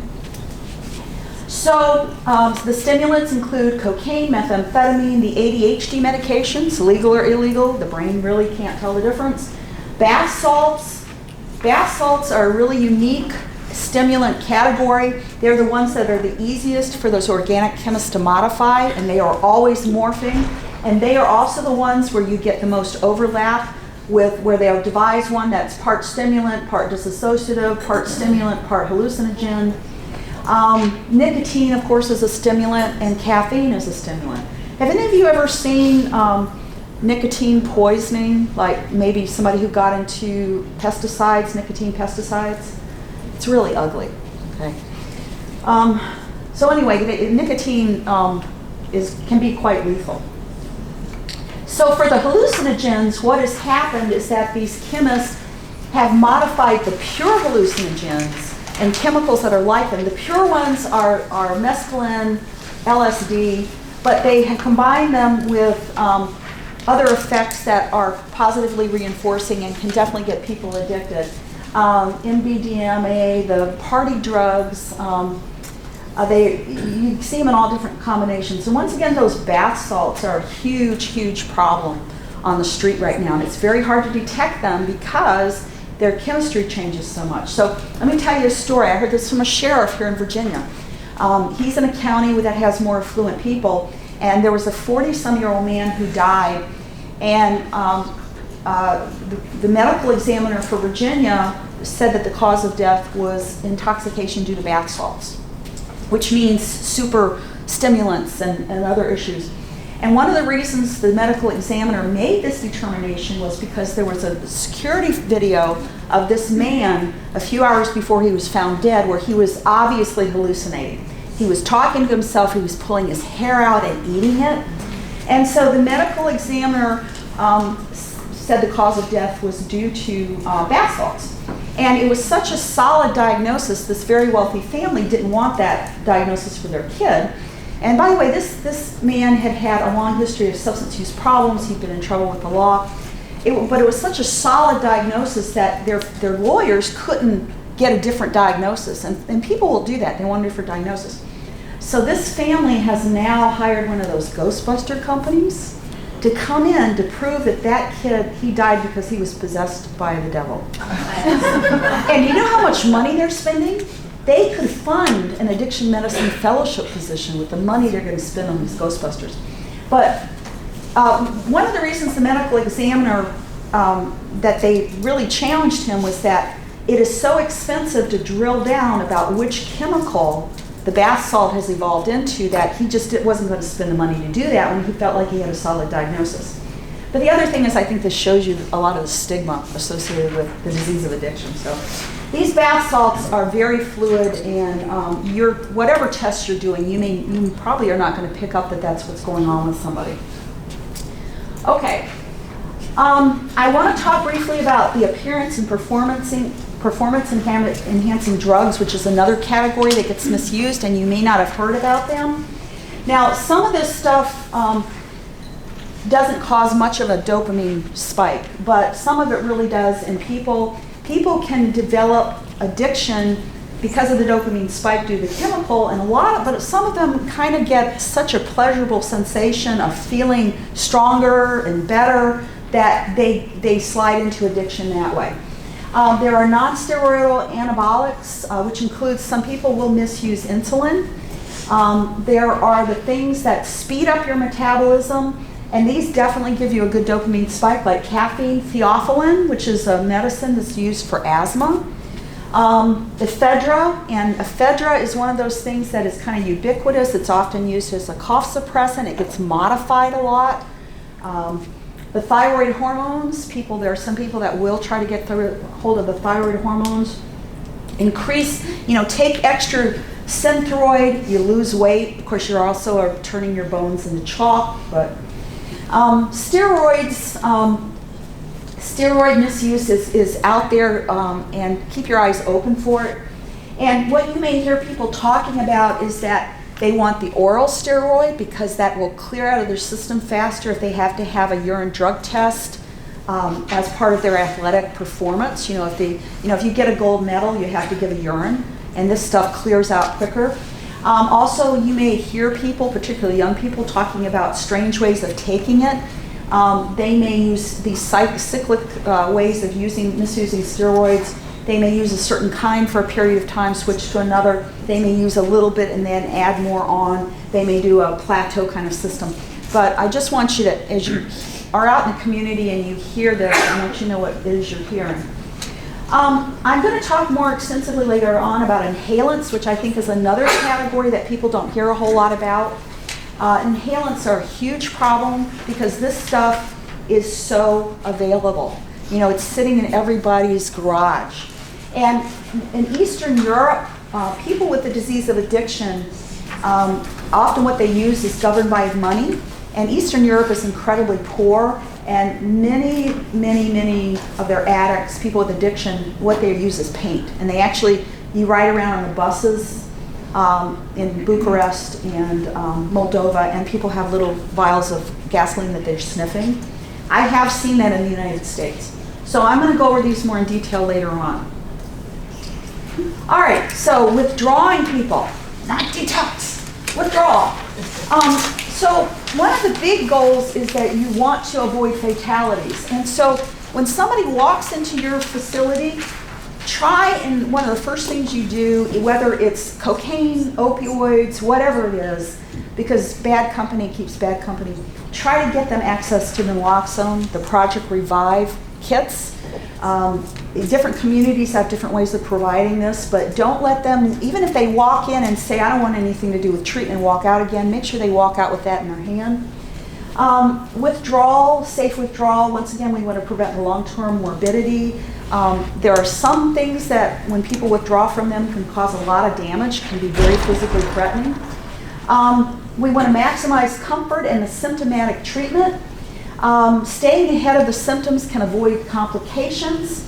Unfortunately, there are a lot of people out there that think if you make an addict suffer through a terrible, awful withdrawal, they'll never use again. Does anybody in this room think that works? If punitive measures could cure the disease of addiction, do you think we'd have a problem we have right now? Right. So, and also it's unethical. None of us should ever even think about doing something like that. So making them suffer is not humane. A big goal of helping somebody through withdrawal is to establish that therapeutic alliance. You want them to withdraw, but more importantly, you want them to engage in treatment for the disease of addiction. Comfort during withdrawal, and I'm talking about all substances. Failing to keep somebody comfortable while they're withdrawing can lead to them failing to stay engaged in treatment. And I hear a lot of talk about the distressing symptoms and, for anxiety, insomnia, nausea, and vomiting. The problem is that a lot of the stuff you give people for symptomatic treatment is reinforcing. So promethazine that you may use for nausea, some people they love that stuff. That stuff has street value. Meclizine, which is antivert, can have street value. Clonidine, I have had a patient who loved the buzz she got when her blood pressure dropped with clonidine.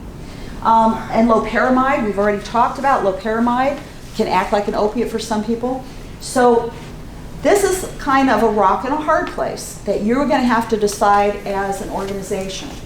When I ran a detox unit, we didn't give anything but to stop. But they had to be throwing up in front of us. It wasn't just my stomach upset.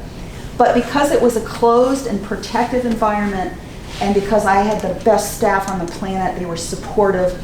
Patients actually never asked for much of anything. They were safe. They weren't being stigmatized. They had support. So we didn't use any symptomatic relief.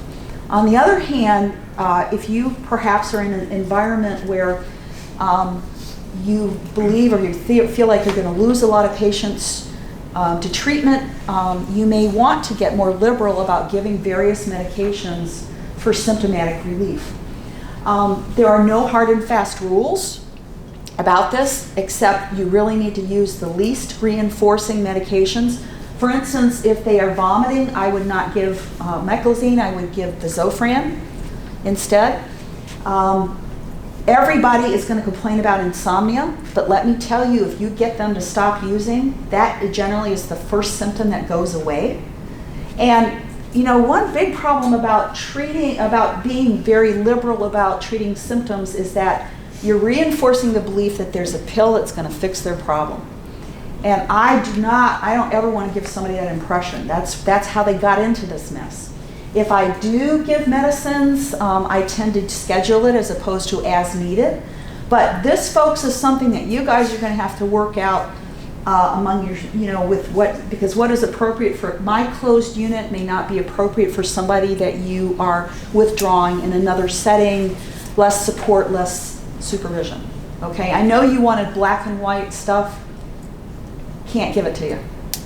And I was at a conference with addiction medicine experts 2 weeks ago, and none of us agreed on this. So, if you are used to using meclizine and you want to use it and you think it's appropriate and you can monitor the patient, then by all means do it. I tell you, I don't think I'd ever give anybody a benzodiazepine just for symptomatic relief. We do use it for some kind of withdrawals. But by the way, there's a lot on the internet. There are lots and lots of suggestions for symptomatic relief for things. You can look at them and see what might suit you or not suit you. The overall basic principles of withdrawal now, I'm not talking about symptoms, I'm talking about the actual withdrawal from a particular substance.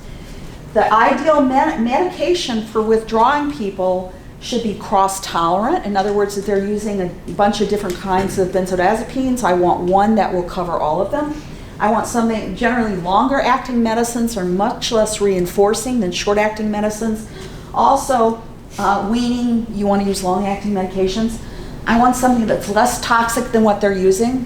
Buprenorphine and methadone are much less toxic than heroin or whatever they're using on the street. I wanted to give something that's easily administered. And I want something that's not going to keep spiking that dopamine spike and keeping that addiction pathway open. As you develop your programs for your units here, be aware that there are people who are not going to tolerate one medicine. You need to have a plan B. For instance, for withdrawing people from benzodiazepines, generally the first choice is a long-acting benzodiazepine, but your second choice may be phenobarbital. So I'm going to start with specific substances. I'm going to start with alcohol. Are there any questions so far? Okay. So I'm going to talk begin with alcohol. So alcohol, this is your blood alcohol level, but about what happens is that blood level goes up. And generally for people that don't normally drink regularly, if you go above a concentration of 400, you probably are going to die. I have to tell you that I had a patient who was plowing furrows straight, perfectly straight furrows at 418. So this is one of those substances that people become tolerant to, and somebody may have a huge amount of alcohol on board and you may not notice it. They may be talking and walking and plowing with that tractor perfectly straight. So alcohol intoxication, this is when they are woozy and, of course, if it's to the point where they are having trouble breathing, they go straight into the emergency room. But in other cases, your goal is to get a thiamine injection into them. Thiamine prevents a lot of the alcoholic damage to the brain. You want to keep them hydrated and watch their vital signs because you don't want to miss if they do go into one of the serious side effects of alcohol withdrawal. So alcohol withdrawal, one of the things you're going to have to decide is what parameters that somebody goes inpatient or into the emergency room and what point you can keep them at whatever facility you have. And some of the things you kind of think about, are they nauseated and vomiting? And by the way, all of this stuff goes along with alcohol anyway. People who are withdrawing from alcohol will normally be nauseated and throw up. They can be very diaphoretic, they're very agitated, anxious, they have headaches, they have tremors. The seizures are what you really want to try to avoid. But people who are intoxicated with alcohol also tend to have visual and auditory hallucinations. And what's interesting is that they will have them, but they're not disoriented. In other words, they see their grandmother in the corner, but they know that's not their grandmother. Whereas people with schizophrenia often can't tell that isn't really true. The bad side effects, the delirium tremors and seizures are the ones that we want to prevent patients from having as they withdraw from alcohol. So once again, you have to think about what you can handle where you're at. I talked to a unit recently that had, their level of care did not provide any IV. They couldn't do anything IV. So they had to think about which point people need IVs. They had to go to the emergency room. You guys, I don't know what you have at your individual locations, but just think about that. But I think that especially nursing staff needs to have parameters on when people get sent to the emergency room. Some people set the alcohol level, if it's higher than 400, they automatically go to the emergency room. If they are showing autonomic nervous system instability, they have a fever, their blood pressure is way high one minute, way low the next, that tells me they're probably going into delirium tremors. They need to go to the emergency room, need to go inpatient. But let me tell you that you need to communicate with whoever is going to be receiving your patient, and you probably need to make friends with them before you need them. One of the problems that I hear repeatedly is that this hospital or this emergency room won't take my patients because they're afraid they're going to be stuck with them. If you guarantee that once they're stable, physically stable, you'll take them back again, you're going to get a lot more cooperation from whoever is taking care of your patient. You want to ask the patient if they're able to talk. Have you had a seizure before? Because alcoholic seizures are bad. They are very damaging to the patient and unsafe. And if they have a previous history, then you need to prevent seizures. If you are able to ask them, most of the time you're not going to be able to even ask this question. Anybody in your family have seizures when they withdraw from alcohol? Because those pathways are inherited, the way you metabolize alcohol. Your best tool is going to be the Clinical Institute Withdrawal Scale. And are you guys already using this for some substances out there? Okay, you know what I'm talking about. Okay. So this is the one for alcohol. And so you do it periodically as you assess the patient. And there's objective things that you document, the heart rate, the blood pressure, whether you can see a tremor or not. There's a lot of it that is subjective, how anxious the patient feels. And you as an organization or a particular unit, you need to establish parameters about what you do with which reading. You know, if it's this high of a reading, they go to the emergency room. If it's this high of a reading, you give this medicine or that medicine. So I think I had a handout given. I asked that it be given to you guys, and Yes, it's in our packet. I don't know where mine went. I had it out. Oh, here I go, right here. Okay, so the first one, and there's a whole bunch of these on the internet, which is why, you know, you could sit down and in 45 minutes probably pull something off that you love that will work for your institution. This one I actually pulled from South Australia. The first one, it's the alcohol withdrawal management flow sheet. And so you get a patient in, and it kind of tells you, you know, you ask, is the patient at risk of alcohol withdrawal? You commence using your clinical scale, your CEWA. It gives the nurses parameters, when to call, what to do when, questions to ask. It just, you know, it's a really nice flow sheet. How often you do your evaluations. If the initial CEWA scale is less than 8, you only check them every 4 hours. If it's more than 20, every 30 minutes. How you grade sedation. So I thought this was a really nice tool. The second page is another set of kind of standing orders, and this is also from South Australia. So if your CEWA scale is 0 to 7, this is what you do. Monitor vital signs. If your CEWA scale is 8 to 20, this is what you do. This is black and white stuff, but once again, this stuff is all over the internet. There's very good ones. And also, Fairfax CSB is currently doing all this stuff. You may want to get a hold of them and get them to send you whatever their protocols are. I have worked in areas that were very, very, very rural with almost no physicians and very few nursing personnel. And I always preferred the protocols that gave the nurses a lot of independence. That they didn't need to call me about everything because they are at the bedside and they can see what's going on. But depending on your regulations and the area you're in, you can make it more restrictive or less restrictive. But I've always tended to prefer those kind of protocols. Any questions about that so far while we're talking about alcohol? Okay.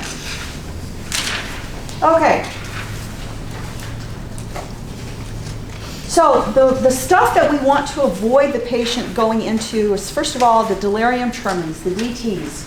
The problem with this is that it's extreme autonomic instability, and it is very lethal. It kills people, particularly people with any kind of underlying pathology, bad heart, diabetes, whatever. The death rate goes up.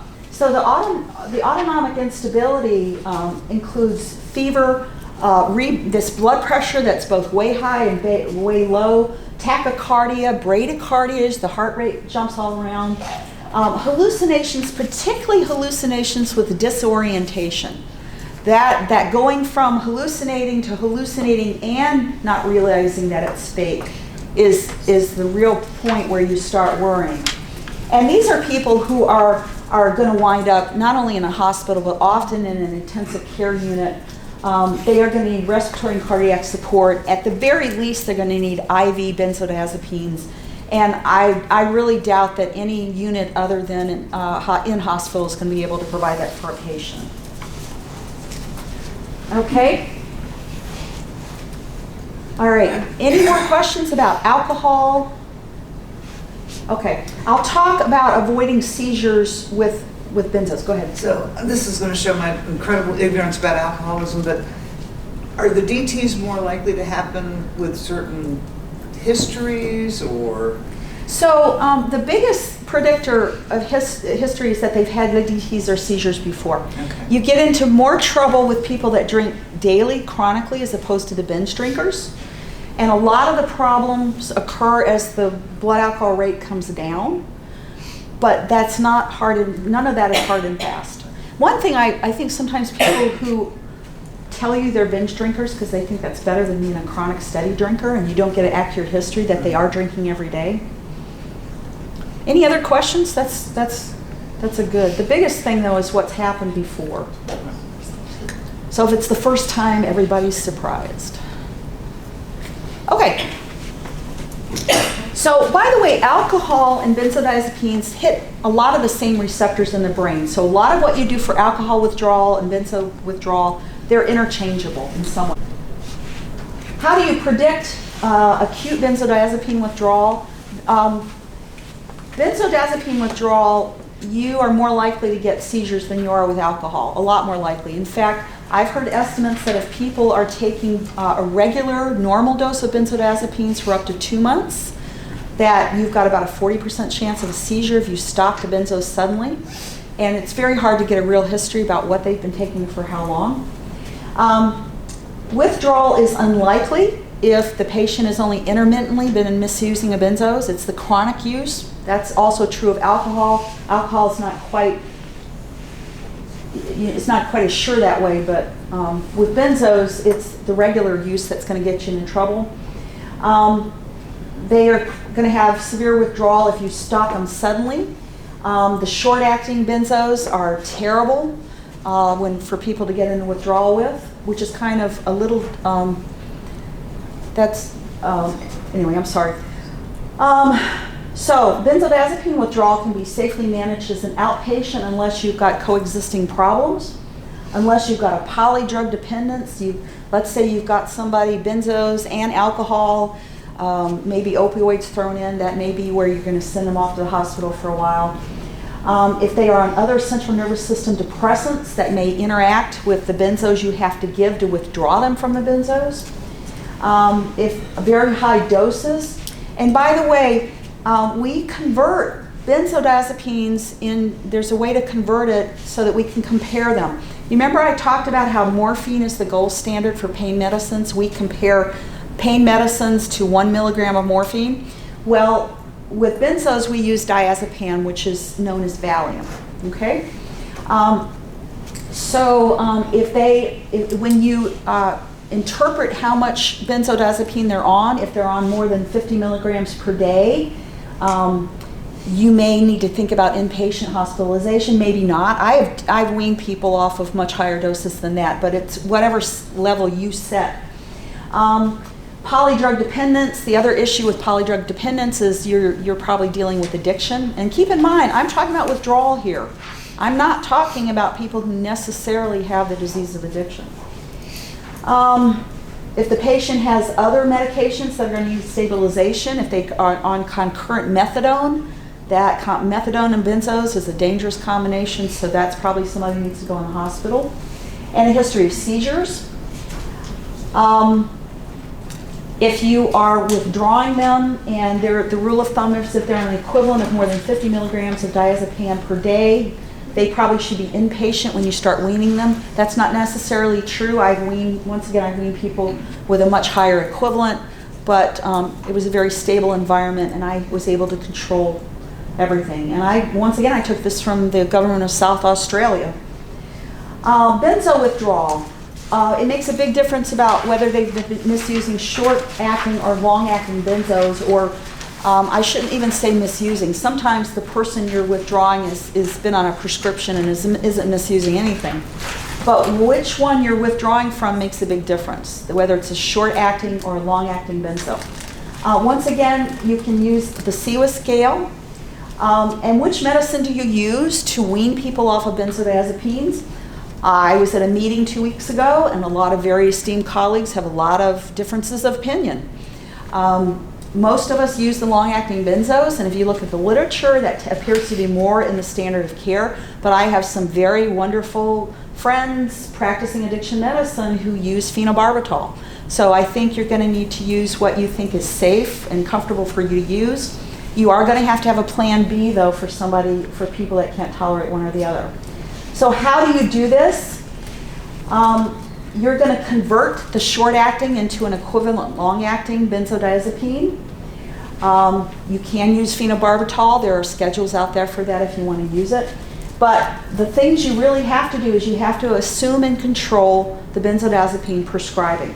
So what I'm talking here is I do get people that come into my office who were prescribed this stuff and they can't get off of it. They want to get off of it. And so there are people who don't appear to have the disease of addiction. And so what I do is I'm going to convert that to a long-acting benzodiazepine that I slowly withdraw. But I think even more importantly is that I control the benzodiazepines. So what I do is I pull the prescription monitoring program report, and every prescriber on that report gets a letter from me saying, Mr. So-and-so is in my care now. I am controlling their benzodiazepines. Please don't give them any benzodiazepines, opioids, or stimulants. And it may sound like a lot of work, but I had a mimeographed letter. It was actually pretty easy. One went out to every one of these prescribers. But the point is that I have to control the benzodiazepines, because if you do have somebody with addiction, you also want to cut off their means of relapse. And sometimes you don't know whether they have addiction until after you've started trying to wean them. Okay, it's not always obvious. So you're going to convert, assume control. Also, don't forget about protracted withdrawal. I'm going to talk more about that later on. So once again, it's convert to a long-acting equivalent and slowly wean that. Control the prescriptions. I am doing the only prescribing, and then you slowly withdraw them. The rule of thumb is that you wean by 10% per week. And that holds true for the high doses and the low doses. And the low doses can get hard when you're down to teeny-weeny doses, but you can do it. For people who have protracted withdrawal, you may need a lot slower than 10% per week. So once again, we have some handouts here. Your number 3 handout is a benzodiazepine withdrawal scale. It's a CEWA for benzos. It's a lot of the same stuff that was on the alcohol withdrawal sheet. How do you feel? What do we as the healthcare providers see with the patient? And then you get you can add it up, and then that should hopefully plug you into a plan of care at that moment. So that's pages 3 and 4. Page 5 is it's an example of converting short-acting to long-acting benzodiazepine equivalents. And number 5, if you will look at that, look down at diazepam, and you will see diazepam, they say 10, so 10 milligrams of diazepam is equivalent to 0.5 milligrams of Xanax. That's how you convert that. That's the conversion factor that you use, or you can use. By the way, there are several different charts out there. None of these is written in stone. There aren't huge differences between them. But if you personally, there's something you don't like about this one, just get on the internet and find another one. I do a lot of converting between opioids, and I have a little chart that I just carry around in my pocket. All right.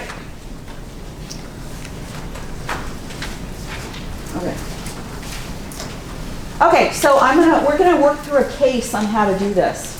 So Mr. K is a 35-year-old male who comes to you for withdrawal of his benzodiazepines. He had been prescribed 6 milligrams of alprazolam per day. This doctor had been giving him this for really a couple years. When he tried to stop it, he became very anxious and had tremors, said he couldn't function. This guy had no other pertinent history. He was healthy. He was a member of the armed forces in an amazingly dangerous position, which he did very well. He had a PhD. Social history was just without any big ruffles, had never used any substances, didn't drink. But this guy, somebody had put him on this medicine. He had a mild case of PTSD due to a military incident, and somebody thought it was a good idea to put him on 6 milligrams of alprazolam a day. And he wanted to come off. He had tried doing it cold turkey. He had tried weaning himself. Nothing worked. So the first thing you do is you convert. And so I'm going to convert the short-acting into diazepam or Valium equivalents. And this is the math. This guy was getting the equivalent of 120 milligrams of Valium per day. And I only had to send out one letter because there was only one prescriber, the person who had been giving him all that alprazolam. And we made a weaning schedule. Even though this is a really high dose of diazepam, this guy's other parameters were so stable, and he appeared to be so compliant that I didn't feel I needed to put him as an inpatient. Okay? So that's like the initial plan for this individual. Any comments about that so far? That's the plan at the beginning? I think it's shocking, and I think so many people don't realize when you hear 6 milligrams of something, they think, well, that's a very low Right. dose. Right. And so they, without doing the math or knowing the physiology behind the pharmacology, and he probably had no idea. And it was costing him. This guy was such a super performer, and it was killing him. He he wasn't performing well. It was ruining his life. His marriage was starting to get rocky, just because of one stupid prescription. Yeah. Okay, so Mr. K is now going to split into two different Mr. Ks. This is the first Mr. K. We started weaning the diazepam. However, at week 7, he just didn't show up for his appointment. 3 months later, he called me and said, I want to wean this stuff. Can we try it again? He came in to see me, and his urine drug screen was positive for multiple different benzos, cocaine, and marijuana. What do you think is going on? What do you think the diagnosis we need to add to his list? I think he may have the disease of addiction. Exactly right. So what do you do? But wouldn't you also ask if something happened after week 7? I mean, maybe. Well, yeah, you gotta of some sort. Yeah, but you don't go get cocaine and marijuana for whatever your Probably problem not, may be. but- I will tell you, this was a real person, and it was the very high functioning person I told you about. And what happened is he was weaning, and he just didn't like it. He missed the good feeling. He missed the buzz, and was out in a parking lot after, and somebody came up to him and said, well, you don't look like you feel well. Would you like to try some marijuana? Now, this is a guy in a security sensitive position who knows if he has a positive urine for marijuana, he's going to lose it all. And took the marijuana from the guy who later sold him cocaine. So this is what happened to him. So that doesn't mean I don't continue to wean his benzos, but it means I need to pull out that ACM criteria, and I need to figure out whether I'm safe doing it as an outpatient or whether he needs to go inpatient. Okay? So sometimes you are not going to know whether somebody has addiction or not until you start trying to control, or they start trying to control their use. Most of the people coming into you, though, you're going to pretty much know they have the disease of addiction. They've tried to quit, that's why they're with you now. But I want you to understand that physical dependence goes across everybody. Okay, let me give you the second split, Mr. K. Mr. K weaned his diazepam down. It took a very long time, but we eventually, 10% per week, got him down to 2 milligrams per day. He didn't have any problems. However, when we tried to take him from 2 milligrams to 1 milligram, he had a lot of problems. He started having anxiety, trouble sleeping, tremors, and he became exquisitely sensitive to sounds and sensations. He actually wrapped up in a blanket and sat in a beanbag in his living room. What do you do? What's that? Increase the dose? You could increase the dose for a while, yeah, and get him settled down, absolutely. The thing is here, what is the percentage decrease in his diazepam when you go from 2 to 1? 50%. It's 50%. For some people, they are not going to be able to do that. So, by the way, this is another Mr. K, but was a real patient. What we wound up doing was he would crush up his tablets and weigh them and take it down 10% by weight. And ironically, there are little, very ultra-sensitive scales you can buy off of eBay, which is what the drug dealers use to weigh out their drugs. And he bought one of those, and that's what he used to do that final wean. But also, putting the dose up a little bit and letting them sit there for a while is perfectly okay. What does the Board of Medicine think if you do that? You document it. It's perfectly acceptable.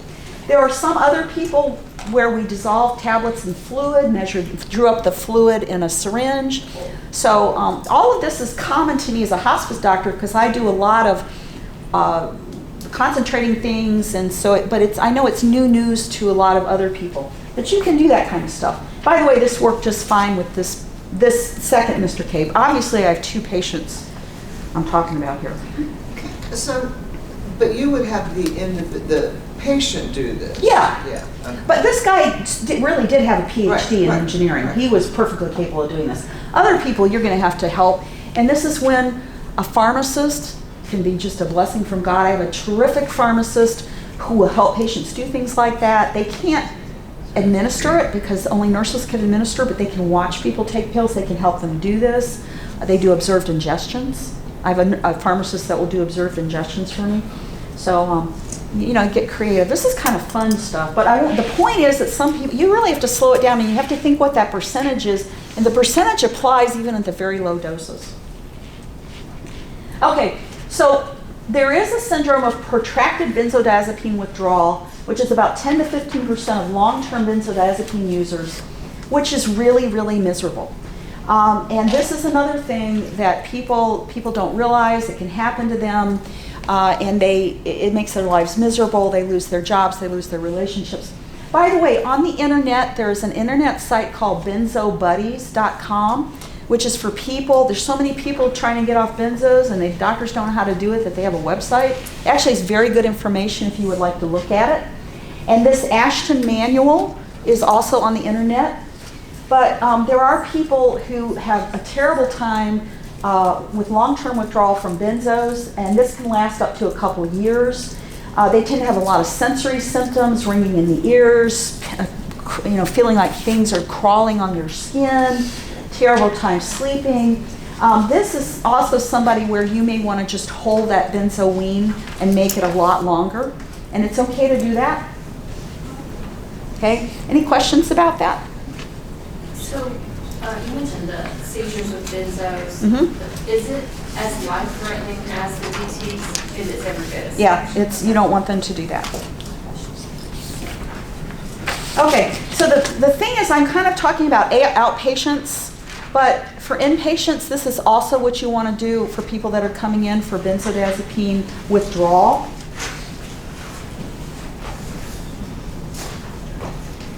Okay, so now I'm going to switch to opioids, opioid intoxication.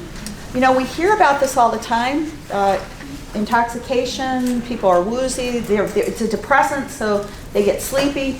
One of the things I would hope that you will transmit into your community is that the understanding that people don't take an opioid and then die. They take an opioid, they get sleepy, they stop talking, they fall on the floor, and then they stop breathing. There's time to intervene by giving them that Narcan.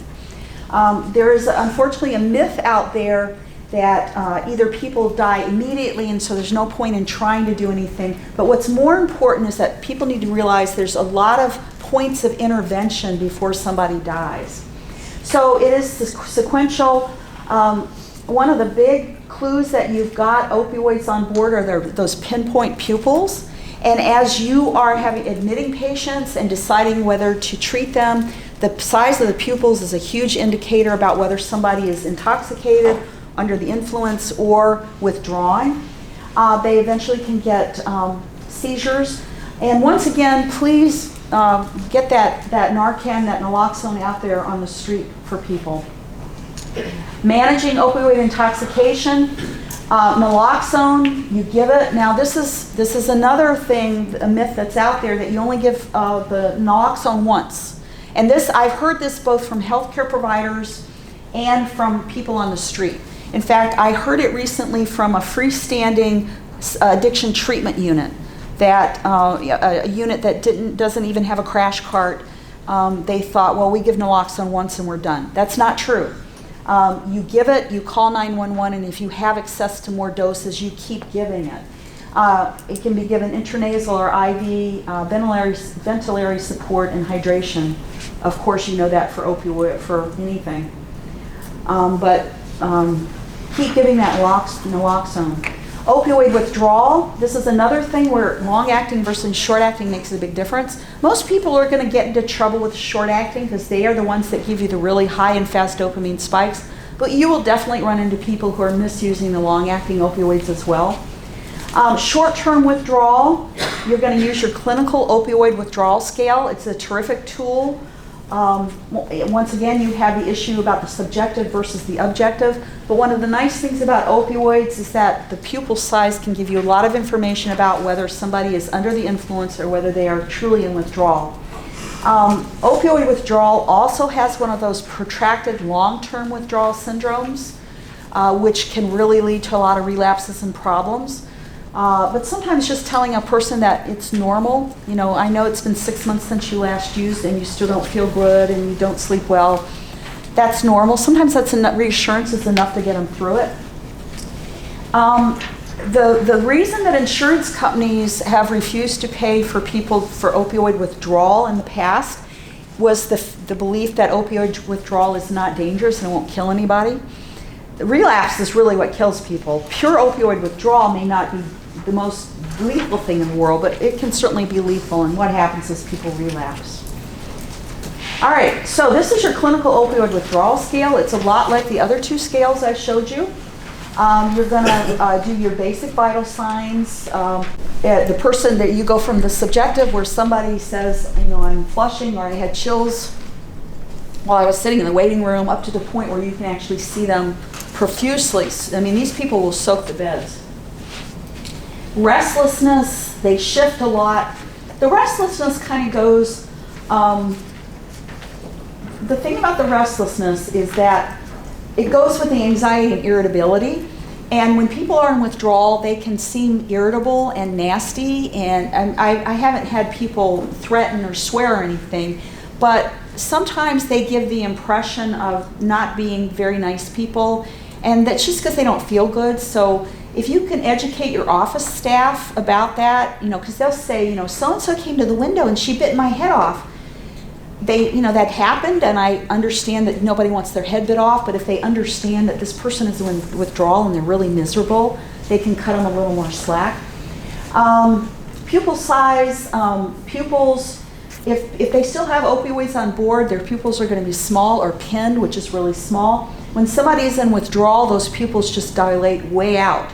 And that's a really nice, I use that very often to kind of corroborate, because some of this is subjective, and maybe they're saying it because they're worried about going in withdrawal, or they're trying to get the bupe started earlier than it should be. I like checking pupils. They ache, their bones ache, their noses, they will have streaming running down their nose. One of the things I do when people come in to be induced is the first thing I say is, here's the bathroom, and if you need to go, you just go. You don't have to excuse yourself. Tremors, when people are at the full withdrawal, their facial muscles will actually twitch as well. Generally, you're not ever going to see that even if you're inducing people, because you just don't let it get that far. They yawn, goose flesh. You can look at their skin and see that they have goose flesh. We all have that right now because it's cold in here.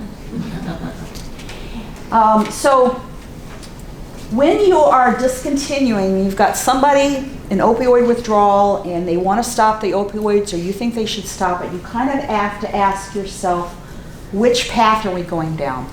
I get a lot of people sent into my office who are labeled as being addicted when they're just physically dependent and they need to be withdrawn thoughtfully. And that is a different pathway than the person who is coming in because they have the disease of addiction. So if they come in, and since you are working in a substance abuse unit, most of the ones you're going to get do indeed have the disease of addiction. What you are going to need to do is determine the level of care needed by the ASAM criteria. I can tell you, and the data shows, that just weaning them completely off the opioids without giving them buprenorphine or sending them for methadone, they are at a very high risk of dying. Many, many patients, though, are going to come in and say, I don't want to take buprenorphine, I don't want to take methadone. And the only path you have is to wean them. Let me warn you, don't ever give a patient just enough of whatever opioid they've been on to wean themselves off. Many, many prescribers fall for this. Somebody will come in and say, I want to quit using I've been misusing Percocet, just give me enough so I can wean myself. Do you think somebody with the disease of addiction can control a wean? No. By definition, it is a disease where people lose control. Also, it is illegal.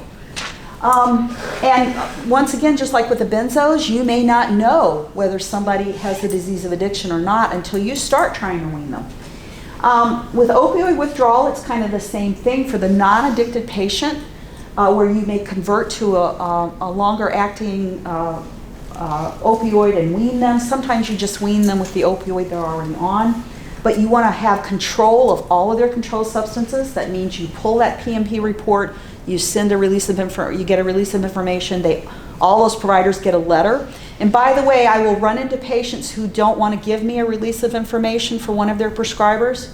Guess what? My DEA license does not work under a cone of silence.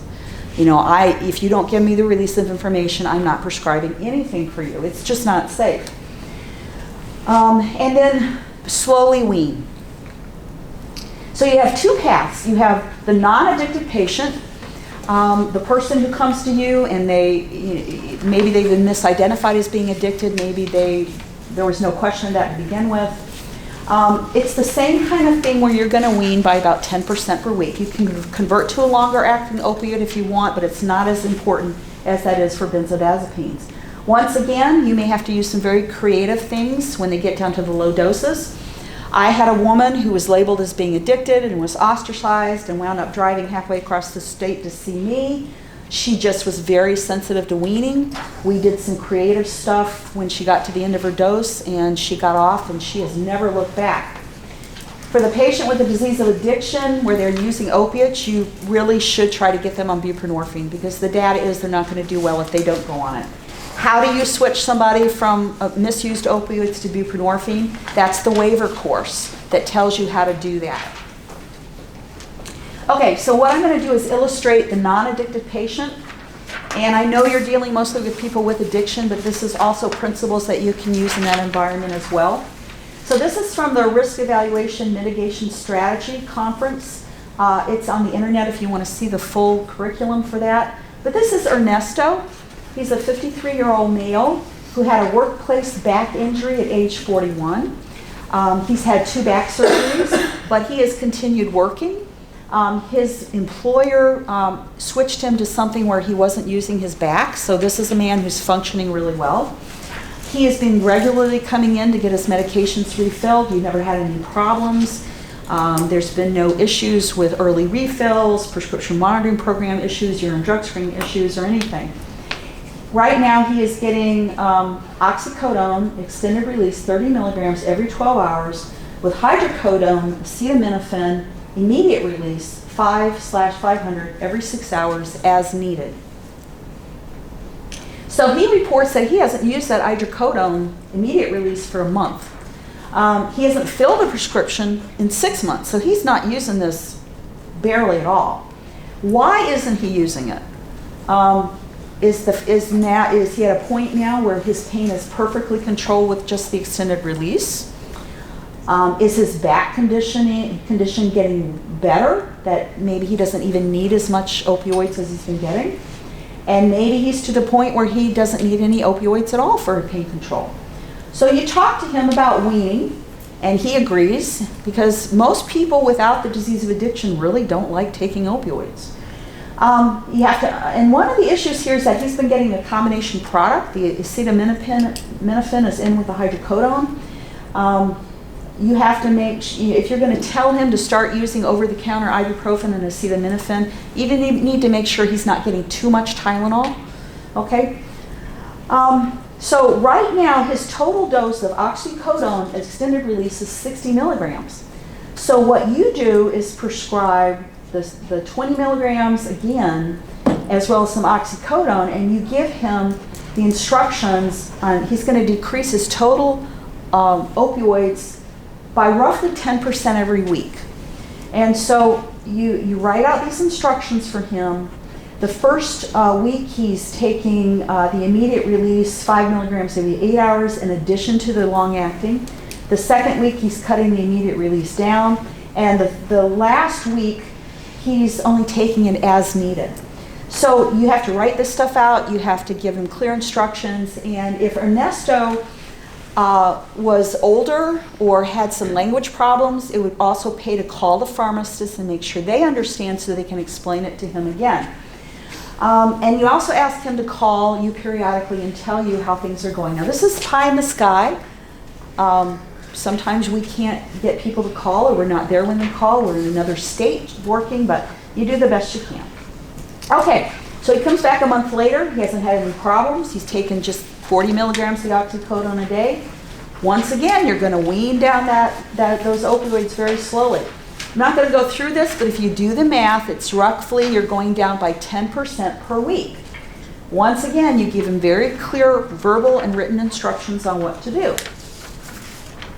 Okay, he comes back again. At this point, he really doesn't need any opioids to control his pain. He's perhaps using ibuprofen and acetaminophen. So you can still give him a prescription, a just-in-case prescription. You need to be sure you instruct him on how to dispose of any leftover medicines, because he's 53, he's probably got teenagers in the house, and you don't want them to get it. And the other thing is to reassure him that if he has problems in the future, you may restart the pain pills again. And then once again, you know, I've talked about the 10% per week for benzos and opioids. You know, remember though that some people are not failing to wean. Some people just need a slower wean. Okay. Can I ask why you Yeah. switched him over to immediate release as opposed to? Why did I switch him to immediate release? Because of the way the pills come. I can't cut down the long acting. It doesn't okay. come in, Got and it. there's a lot of medicines makes like that. For instance, for benzodiazepine weans, clonazepam you would think would be a better choice, but you can't get it in doses where you can easily wean it down, so you wind up using diazepam. Okay, stimulants. Stimulant intoxication, it looks a lot like a manic phase. They're very agitated, paranoid. They can have hyperthermia, seizures, hypertension. You may need to treat those symptoms individually. They need to have cooling because of the hyperthermia. You may have to use beta block, or you may need to use something to bring that blood pressure down. Want to watch for rhabdomyolysis. That's when you get muscle contractions to the point that you get waste products in the blood. It can, this is very simplistic, but it can plug up your kidneys. At times, you may want to think about acidifying the urine and maybe inactivating some of those stimulants if you think it's still in the stomach with activated charcoal. Withdrawing, you first of all think safety. This probably is a person with a disease of addiction. What do you need to do? Even though it's stimulants, they still probably need to go home with naloxone or know how to get it if they go home. You may consider symptomatic meds. Remember, withdrawals tend to be the opposite of whatever your desired effect was. So if this has been making them feel happy and energetic and get their work done, guess what? Now they're going to spend quite a bit of time feeling depressed and with no energy whatsoever, and can be very miserable. It has been shown that motivational enhancement therapy is one of the best modalities to use for people with addiction with a preference for stimulants. So what I'm going to do is hit on specific things that you may say you need to be aware of. People with the disease of addiction and people who have been intoxicated, they are subject to a lot of trauma and injury, and a lot of times they don't know that they have some kind of trauma. I had one patient walk in with a broken arm and didn't realize it because he had been so intoxicated. The other thing that can happen is sexual assault, and a big one is unplanned pregnancies. So if I was not in a position where I could get a pregnancy test done on site, but my patients always left with a slip to get it done. If you're in a place where you can get it done, get a pregnancy test done, because there's a lot of surprises. Also, sexually transmitted disease testing. Do it sooner rather than later. And the other thing, and this to you guys, this may sound stupid, but a lot of healthcare providers, they don't want to touch those addicted patients, and they don't examine them. You know, if you have, it's like any other patient where you need to look under their clothes and see what's happened to them. I run into this so often where my patients will report, you know, I had major trauma, but they didn't examine me. They didn't realize my arm was broken. They didn't lift my clothes up. So I feel like I'm being elementary here, but patients need to be examined. Okay, so I talked earlier that I just wanted you to be aware of the problems that could come with particularly steroid misuse for the in performance and appearance enhancing drugs. This is the person coming in who has unexplained hypertension, they're having heart trouble. They will tend to show a lot of signs of having hormonal problems. Men will have decreased size of their testicles, quick onset balding. Women, their voices get deeper, breasts decrease, new onset of hair on the body.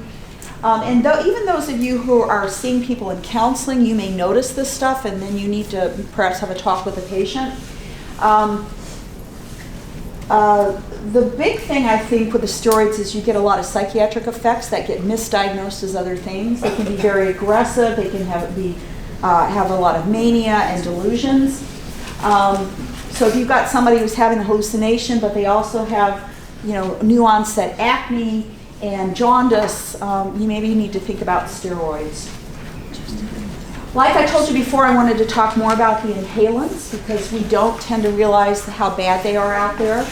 There's a lot of different substances that people are inhaling to get a buzz. Poppers, which is the video head cleaners, amyl nitrate, butyl nitrate, they can cause something called a sudden sniffing death syndrome. Sometimes that's because people will occlude the oxygen out and then they actually die of hypoxia. But a lot of times, though, it's due to cardiac arrhythmias. If people using this stuff, they can really suppress their immune system. Their red blood cells may not function very well. They can have blue extremities, some cyanosis. Benzene, which is found in gasoline, damage your bone marrow so that you don't have, you're very anemic, you have problems with your white blood cell, increased risk of leukemia. Butane and propane, which is in lighter fluids, hair and paint sprays. Once again, that sudden sniffing death syndrome. But people can have serious burns because this stuff is flammable. And I've seen some very, very nasty burns when the stuff they were sniffing got ignited. Freon, which is a refrigerant, aerosol propellant. Once again, that sudden sniffing death syndrome. But also, this stuff can freeze your airways, and you can close off an airway by freezing it with Freon. Methylene chloride, which is in paint thinners, degreasers. This is another thing where you may see cyanosis, blue digits and fingers and toes with these people, and arrhythmias. All of these things can really affect the heart rhythms, and this is the person who is alive 1 minute and dead after they've gone out to the garage and been sniffing something.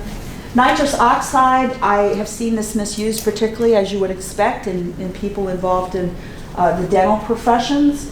One way that these people die is that the nitrous oxide displaces oxygen and they die of hypoxia. It alters their perception, they lose sensation, does a lot of damage to the peripheral nervous system. Blood pressure changes, and it can really depress the heart, so they have essentially what looks like congestive heart failure, only it's due to the substance. Toluene, which is found in gasoline and paint thinners. Let me skip the bottom of this slide. Boy. Gasoline and paint thinners, a lot of brain damage. This is one of the ones where you have holes in the brain sometimes when people have been using it. It really destroys the brain. They have a lot of equilibrium problems, limb spasms. Toluene is another one. It's the one I just talked about. And this slide won't even pick up on this. Okay. Toluene, which is in the gas thinners, liver and kidney damage. All right. Okay. So I wanted to show you a picture. So what has happened in this first slide is that the person has had the bag over their mouth, and you can see the outlines of that. Another thing you will see, I don't have a picture of, is that when people are sniffing things that are aerosols and they're blowing them by their nose in order to inhale them, they'll have burns on one side of their neck and then one side of their face. All of this stuff tends to cause very dry mouth. And so, our saliva is really important for protecting teeth, and so these people will have a lot of tooth decay. But just keep your eyes open for this, particularly younger people. We really miss this quite often among our teenagers. Okay, infectious disease. People make bad choices. They get into situations they don't want to be in, and they wind up with HIV and hepatitis C. The issue is that people with the disease of addiction are less likely to be diagnosed. They're less likely to be treated. And when they are treated, if they are still misusing the substances, it keeps the medicines, the anti-hepatitis C, the anti-HIV medicines from working very well. Now, having HIV, having the disease of addiction is not a reason not to treat HIV or hepatitis C. Don't let, that's discrimination. But you're going to get a much better result if you can get them into recovery before you start these medications. Also, you need to be suspicious of this stuff. I want you all to understand and know that you can get hepatitis C just from snorting. People think I can't have hepatitis C because I never injected. Wrong. The straws that they use to snort, particularly cocaine, can have mucosa on it from somebody else who has hepatitis C, and they can get hepatitis C. And I've had to tell a couple patients who never injected anything, I'm sorry you have hepatitis C. So just remember that. Skin infections. When you're admitting somebody or talking to somebody with addiction, first of all, a lot of them will tell you they have not been injecting, even if they have, because they're so ashamed of it. For many, many people, injecting is a line that they don't want to admit that they've crossed. But you do want to ask them, where have you been injecting? And it's not always the arms. And if you want to examine every place they've been injecting, even the groin. I have people who will inject into their groin. You need to look at those injection sites. They'll inject into the neck. I've had a patient with a jugular vein thrombosis for injecting. You need to look at every place that they've been injecting, because you'd be amazed what the problems, the infections people have that they are denying. But once you do see that they have an injection, for the prescribers in the room, I took care of people who had no insurance, and it's amazing how you can clear up a lot of infections just with the Walmart $4 pharmacopoeia thing. But don't forget to treat addiction. I can't tell you how many patients have come into my office who have had debridements of infected tract sites, and nowhere on their chart was the diagnosis of addiction made. Worse yet, they got sent home with the PICC lines so that they could just inject their drugs directly into the blood once they got home. So don't miss that diagnosis. And when you do have that diagnosis, use the ASAM criteria for figuring out what the treatment plan is. I wanted to show you some pictures of tract sites. For those of you who are nurses, nurse practitioners, we've all seen IV starts that didn't go very well, and that's what they look like. The thing about IV drug abuse is that you tend to have track marks of different ages. You have old ones that are healing, you have new ones. Over on this side, this person has also been skin popping. If you can't hit the veins anymore, your veins are too destroyed, people will inject it right under the skin, basically do subcutaneous injections. This is another picture of a tract site along somebody's hand. And let me tell you, whatever clinic you're in, generally your patients are going to have a blood pressure done at some point. Whoever does the blood pressure, please roll up the sleeves. Don't do blood pressures over the sleeves. I can't tell you how many of my patients have seen multiple providers and nobody picked up their track marks because nobody ever rolled up their sleeve when they did the blood pressure. You're supposed to roll up the sleeve anyway, but it really needs to be done everywhere all the time as a way to pick up people with the disease of addiction. Cancer and hematology, you know that just about any substance can get associated with causing cancer, so I'm not going to go into all of this. We certainly know that tobacco smoke is a big problem. Marijuana smoke also is associated with cancer. The designer drugs, steroids, alcohol, some of this stuff potentiates. The cigarettes can cause cancer, the alcohol can cause cancer, but if you put them together, you've got a much higher chance, particularly of head and neck cancers, and head and neck cancers are nasty. Doesn't mean they don't get cured, but they are tough to deal with. A lot of these substances can also damage red blood cells. Cardiovascular, again, you name it, a substance can cause it, but in particular, people who are injecting can get endocarditis or an infection of the valves in their heart, particularly on the right side of the heart. Cardiac arrhythmias. Let me tell you that there are a lot of people out there who are seeing cardiologists and getting treatment from cardiologists for arrhythmias that are being induced by opioids. The opioids they are misusing, okay? Cardiac infarctions, the stimulants, if a young person is coming in having a heart attack, you really need to think about methamphetamine or cocaine. And cardiomyopathy, where the cardiac muscle itself isn't functioning very well. Many of these substances are toxic to the heart, and they just cause that heart muscle not to behave as it should. I want to talk in particular, I was talking about arrhythmias, and I know this is kind of medical, but just hang with me a minute. In the heart, there are different intervals that things are supposed to happen. You know, the top of the heart beats first, and it goes down to the lower part of the heart, and it goes out, and the valves have to coordinate. Everything has to coordinate. It's coordinated through an electrical system, and one of those intervals is called the QTC interval. And we have all the opioids prolong that QTC interval, and it can get to be so long that the heart goes into a very dangerous arrhythmia, and somebody can die. All of the opioids prolong that QTC interval. Some of them do it more than others. Methadone is the worst for prolonging QTC interval. Oxycodone can do it. Buprenorphine can do it. Now, this QTC prolongation studies, the problem with first of all, the results vary from study to study. One study will say that one of them is worse than the other, and vice versa with the next paper you read. The other issue is that these studies, when they were done on people on primarily methadone, but they didn't control for other substances. These people definitely were on methadone, but they may have been taking everything else in the world, and that wasn't really accounted for. It doesn't mean that we should ignore the danger of QTC prolongation, but don't delay appropriate buprenorphine or methadone treatment. I know you're not going to prescribe methadone, but even in a methadone clinic, don't delay that treatment if you can't get an EKG right away, okay? I'm running into a lot of providers who will not start buprenorphine until they get all the lab tests back and the EKG done. And you know what? People, they're going to relapse. They're going to use and they're going to die. So don't wait for all that stuff to come back. And this is one of those things that you don't wait for. Once again, it's risk and benefits. A QTC prolongation can cause a life-threatening arrhythmia. It only does that in a third of the people with a major QTC prolongation. So the risk of dying due to that addiction, active addiction, is much greater than dying due to the arrhythmia from the opioid. Okay? This is one of those things where one question on the history and physical can really help you a lot.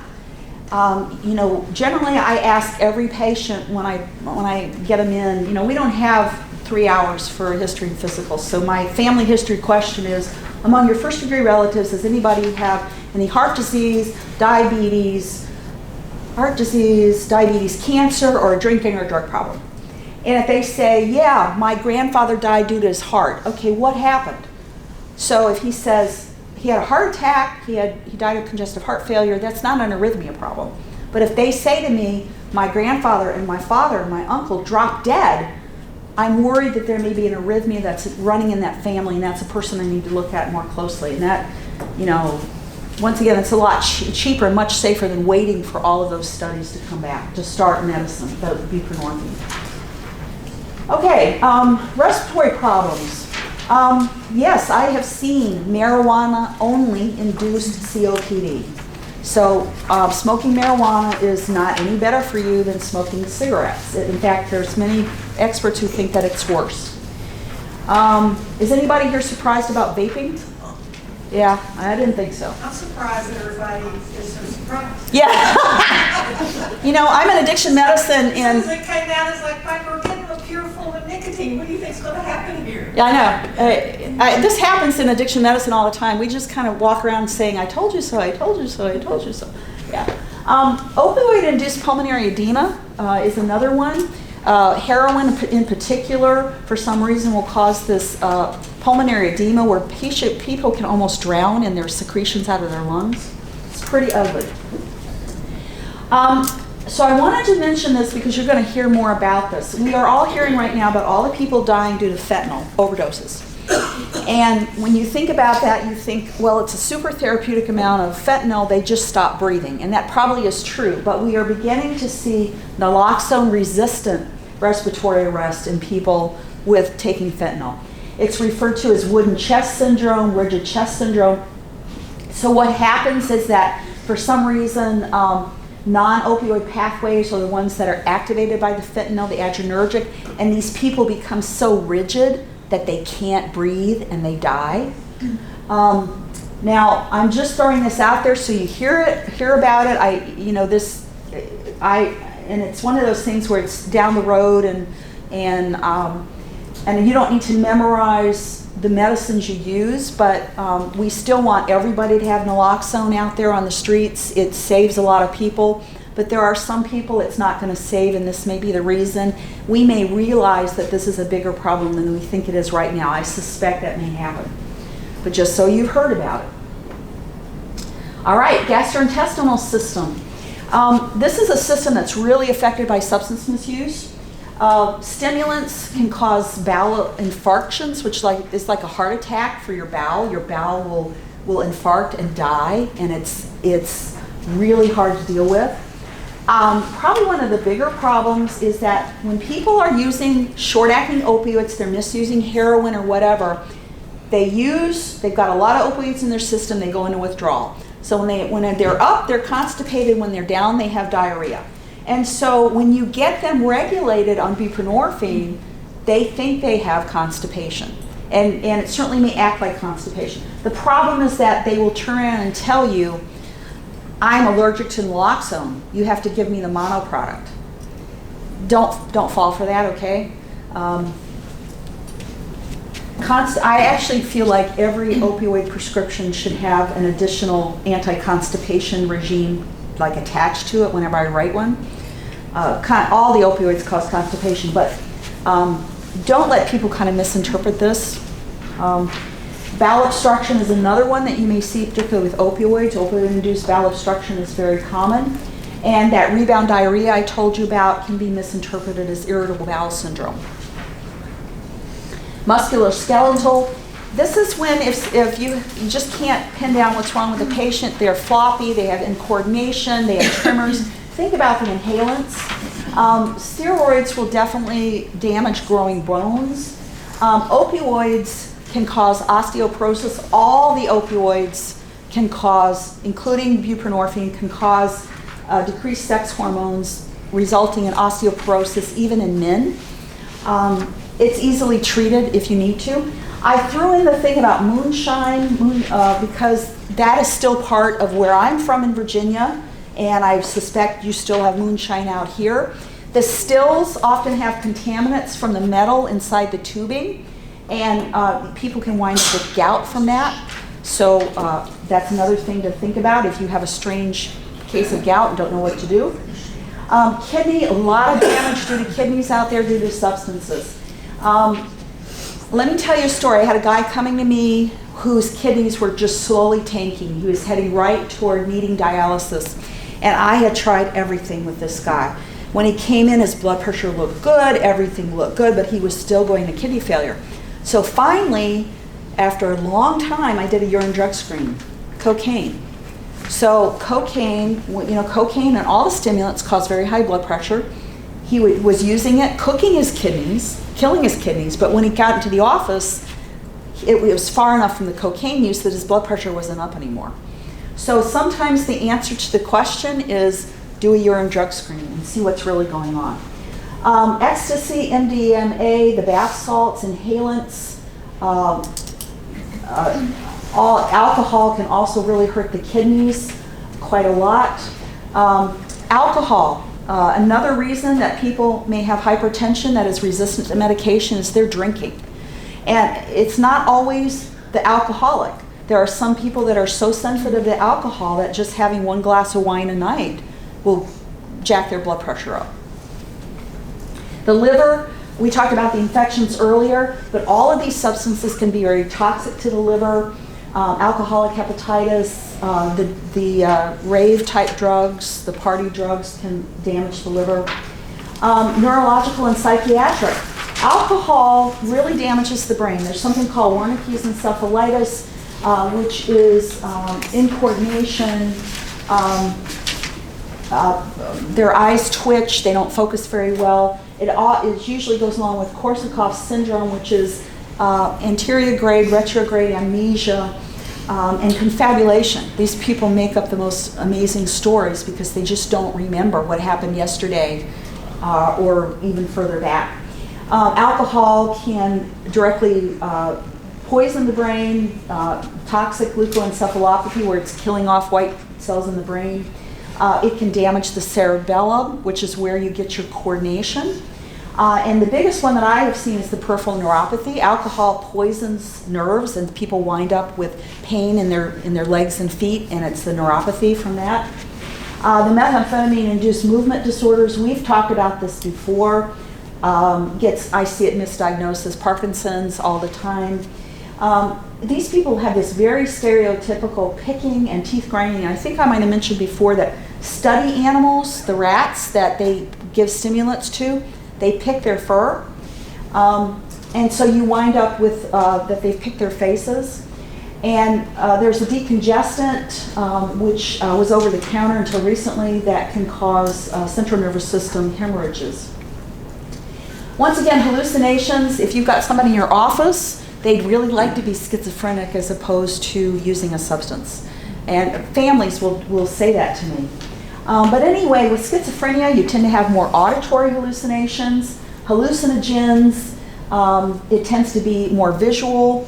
People with schizophrenia often are less likely to realize that what they're seeing isn't real, whereas people where it's induced by a substance, they see it, but they know it's not really real. A lot of times you can figure out if the hallucinations are from a substance by what's in their urine or what they tell you they've taken. But there are some of the hallucinogens, particularly like LSD, where people may have hallucinations years after their last use of that substance. LSD does cause this kind of strange hyperreflexia of the knees. You're not going to see a whole lot of LSD. What you're going to see is hallucinogens combined with other things. Remember that some substances, the effect that people are after is disassociating or empathy, but they're often combined with things that make you hallucinate. So if you're getting the side effect of being disassociated or really empathetic, and you also got hallucinations, that may be a sign that it's substance-induced as opposed to schizophrenia. How do you treat that? You often treat it with the same meds you're going to use to treat schizophrenia. Particularly, these people are really acting out and are a danger to themselves or somebody else. But what you don't want to do is get them labeled with that schizophrenia diagnosis when it's really a substance side effect. Hormonal effects of substances. All of the opioids suppress the hypothalamic pituitary gonad axis. I've talked about osteoporosis, sex hormone suppression, sexual dysfunction. Probably the biggest problem is that when women are using, they get menstrual irregularities. They don't know when they get pregnant. They walk into your office, and I've had this happen.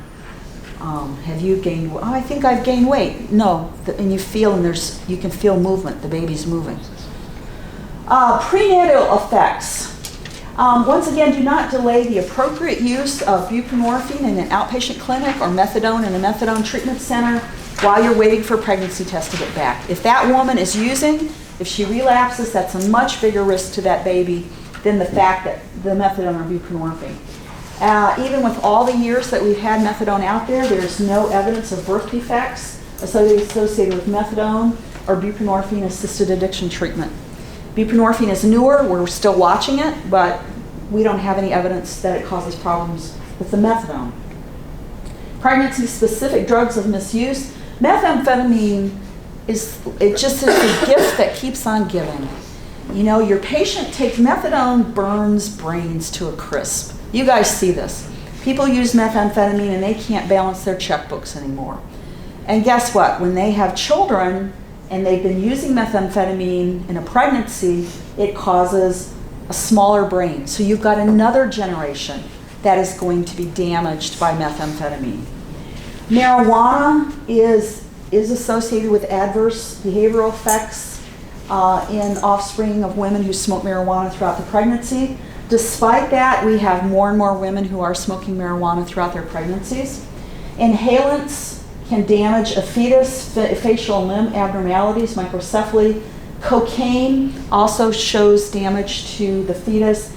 And alcohol, we've known about alcohol damage to fetuses for many, many years. The fetal alcohol spectrum disorder, this is the only preventable form of mental retardation. But alcohol is bad for that developing baby. Neonatal abstinence syndrome, this is just to show you that our neonatal abstinence syndrome admissions are increasing, they're tracking up. And once again, the dangers if you don't catch the diagnosis, that's what you really want to get these babies treated. Municipalities are really strained under the cost of treating these children because it is so nursing care intensive, and it should be. But what we're finding now is that women who've been maintained on buprenorphine have much less trouble, their babies have less trouble with NAS. Also, we are now trying, instead of medicating the babies, just having them in a calm environment with their mothers, not doing a lot of stimulation, and there are many babies that we are now finding don't need medication if they are treated that way. So we are making progress here, but once again, an actively addicted mother is a much more of a danger to a baby than a mother on maintenance therapy. Other things you need to see, particularly you people who are prescribers, the strange stuff that walks in the door.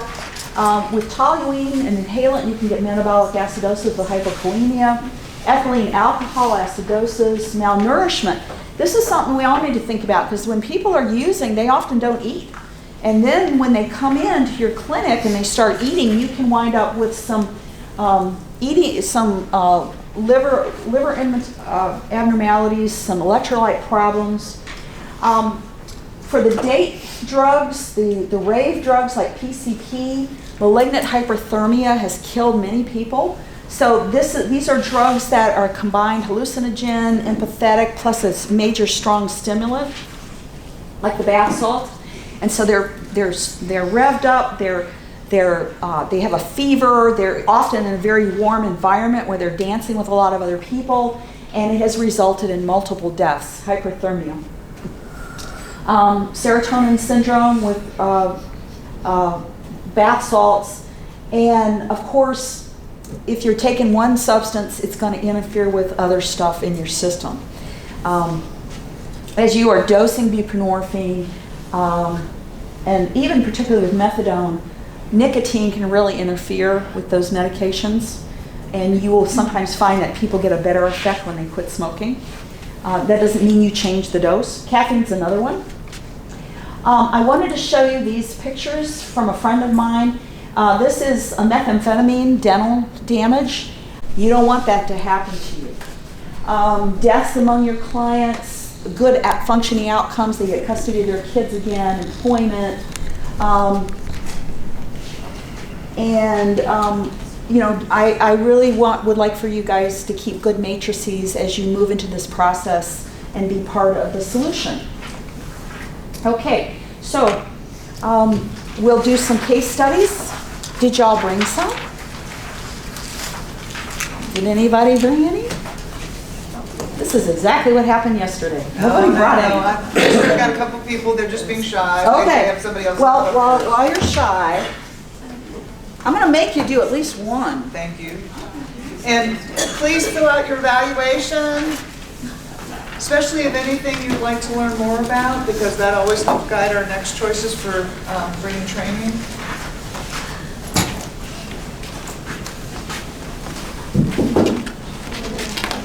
Let me just also say while we're waiting, I'm videoing this for Kim Woodley's use with the folks at Cornerstone, but if there are any other programs where there's someone who couldn't be here today, who you feel like could benefit from the training, just contact me and I can get you the video of the training if there's anybody in your programs that couldn't be here today. So. Okay.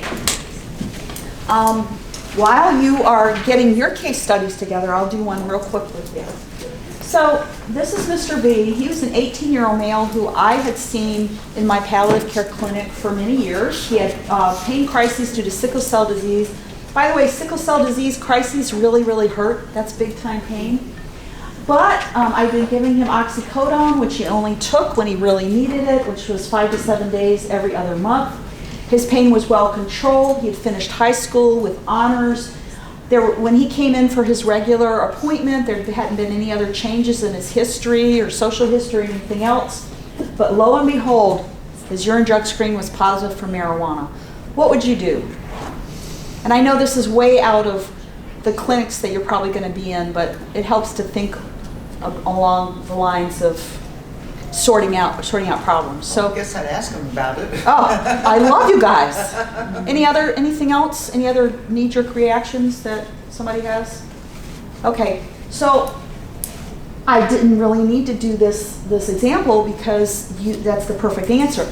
But I have a lot of prescribers who give me answers like, well, if he was my patient, I would fire him. I would just kick him to the curb.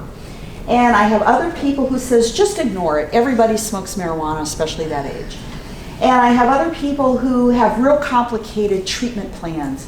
Only give him a week's worth and do a urine drug screen and get a confirmation. And why not just ask him about it? But it's kind of important what tone of voice you use. And when I first started doing this, what helped me was when somebody said, use the same tone of voice you would use if you were talking to somebody about diabetes. Mr. Jones, your blood sugar is 400 today. What's going on? And do the same thing. Mr. B, you've got some marijuana in your urine today. What's going on? And so he told me he went to a party, other people were smoking marijuana, and somebody said, just try it. It's got to be better for your pain than oxycodone is. He told me he didn't use it more than once. Now, it's really important, I've been talking about this all day long, make a problem list. Before this particular visit, the only problem on his list had been the pain due to the sickle cell disease. Now, I've got another problem on the list. He's got something in there that shouldn't be there. We have a substance misuse problem? Could he have the disease of addiction? What do you do? What do you do? At this point, you're trying to sort this stuff out. What would you do? Same thing. Ask him about it. Ask him about it. But I'm going to make sure, though, that I have my problems written down because addiction is not stigmatized. I want it on the problem list like anything else.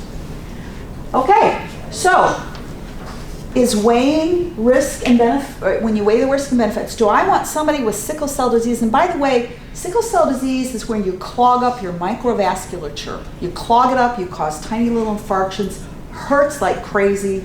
Do I want him inhaling anything that might cause vasoconstriction? No. All right. So once again, after I did this with other groups, people said, fire him. The same old thing, keep using the marijuana. Somebody said, give him something else. Why? The medicine I was giving him had been working just fine. Somebody said, well, send him to a higher level of care. What higher level of care? I don't think he has, at this point he doesn't qualify for a higher level of care if he has addiction, which I don't know if he does. His pain was controlled. What higher level of care are you talking about? That's called, punting the patient. That's what that is. Huh? You could educate him. Yes, I love you guys. Yes. So that's exactly what I did. But what I did is I continued giving the oxycodone, but I want to watch him more closely. I tighten the boundaries. So, but I also obtain more information. Addiction is very seldom one substance. It may be other behaviors. And I asked him, are you having problems with porn? Have you, take a look at his weight, because people with eating disorders, that also is in the spectrum. Do I have a big change in weight all of a sudden? Is there trouble at home? Yeah, talk to the patient. What a novel concept. So I did. I non-judgmentally explained to him why I don't want him smoking anything. I answered his questions. We had a good talk. I gave him some oxycodone, but I tightened the boundaries. And I can't remember what I did. I think I maybe had him come in more often. You have to think about the patient, what they can pay for. You can have them come in for more pill counts, extra urine drug screens, whatever. An option may have been, if he would have allowed me, talk to his family, see what's going on there. I mean, you know, there's a wide variety of things. But I did the tighten boundary. And when I tightened his boundaries, I wanted to make it clear, I am not punishing you for using marijuana. I'm not your parent. I'm not law enforcement. I'm concerned about your health. So I need to see you more often for a while. And let me tell you what happened. I never had another problem with this young man. He eventually moved off, went to college. Today he's an engineer. I ran into him about a year or so ago. And one of the things he told me is that I am so grateful that you caught me using marijuana. I was starting to hang out with a bunch of people who were just going to get me into trouble. So that was the rest of the story. Now, do any of you have a case? What patient is driving you crazy?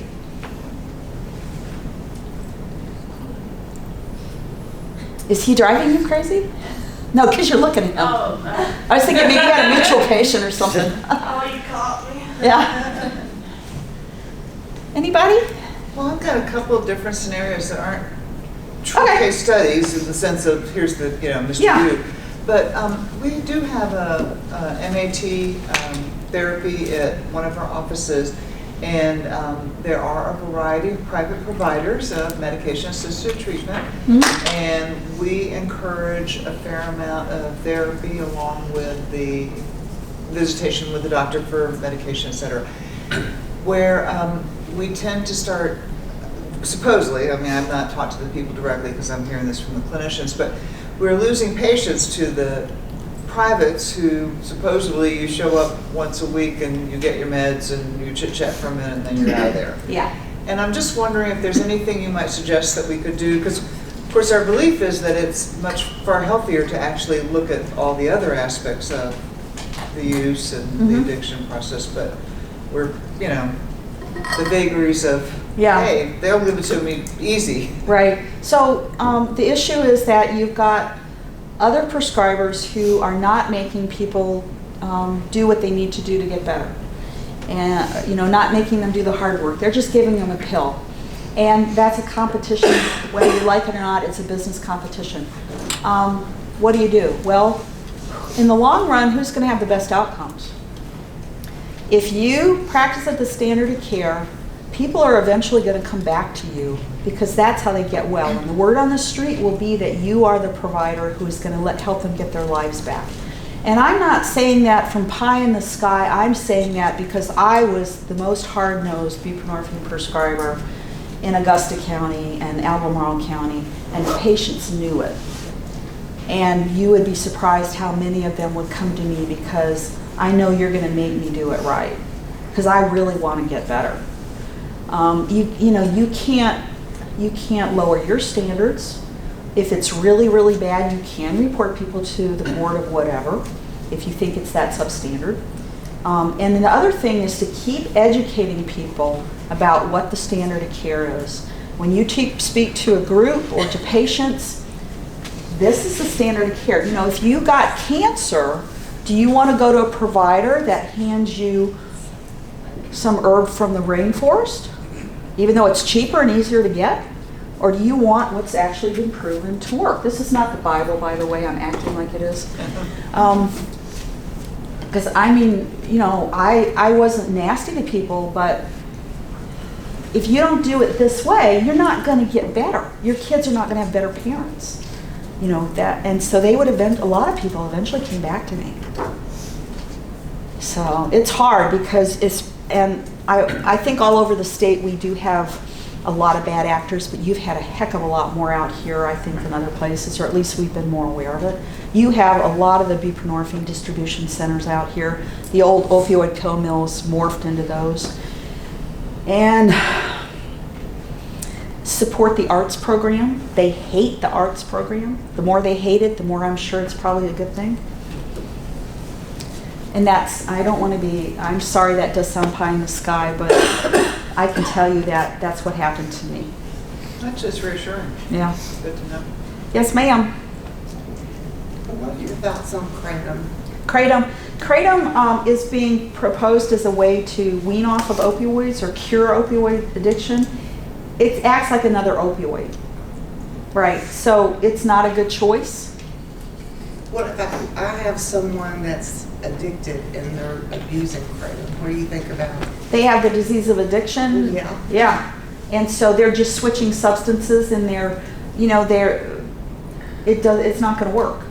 You can't. What do you think about using MAT for that? Oh yeah.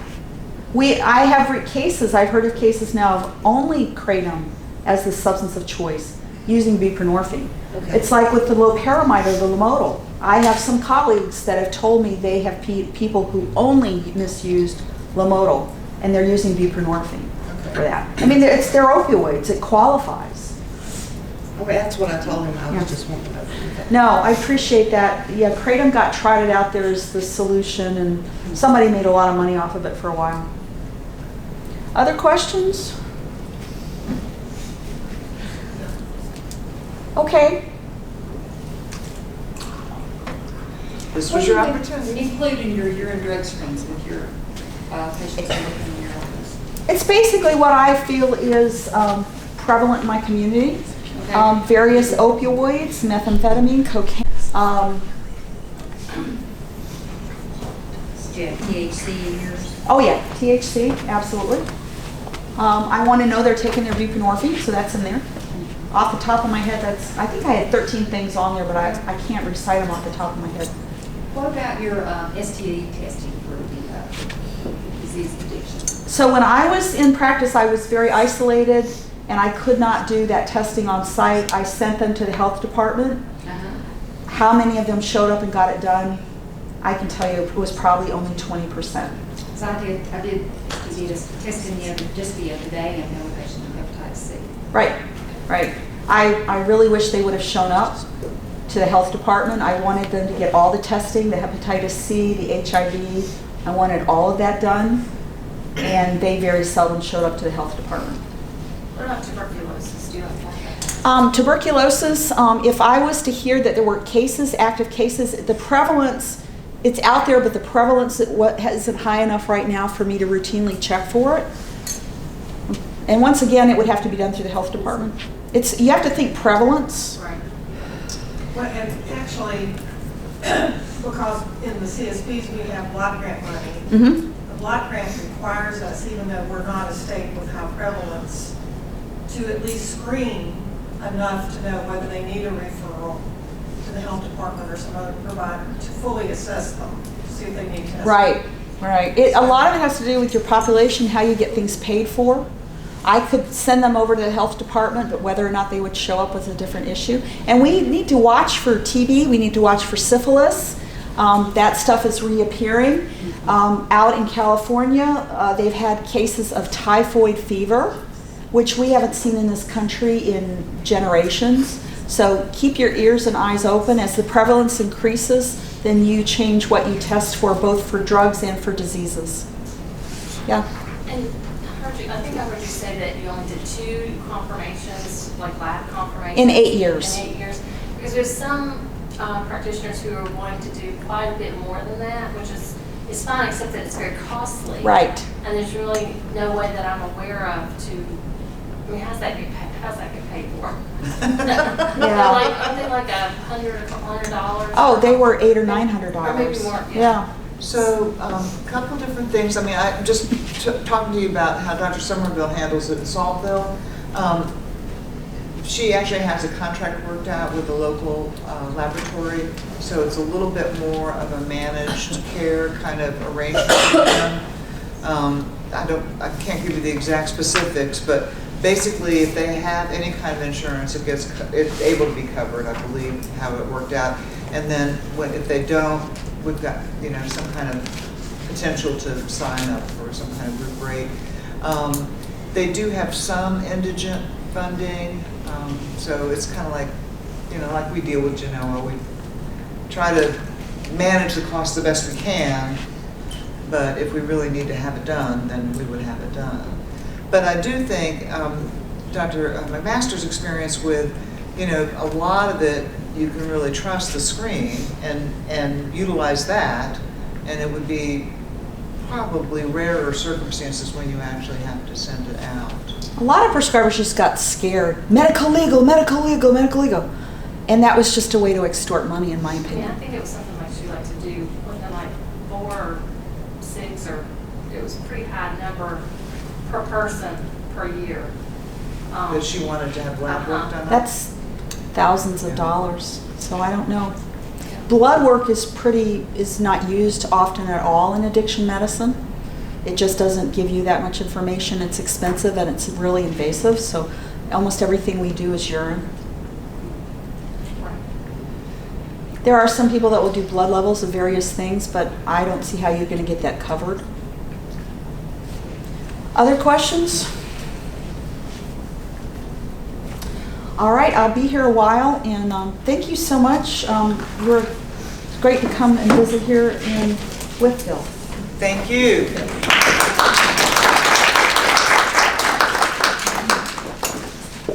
So when you fill out your evaluation form, just flip it over or leave it on your table or whatever. If you want to bring it over here, that's fine too. Thank you so much.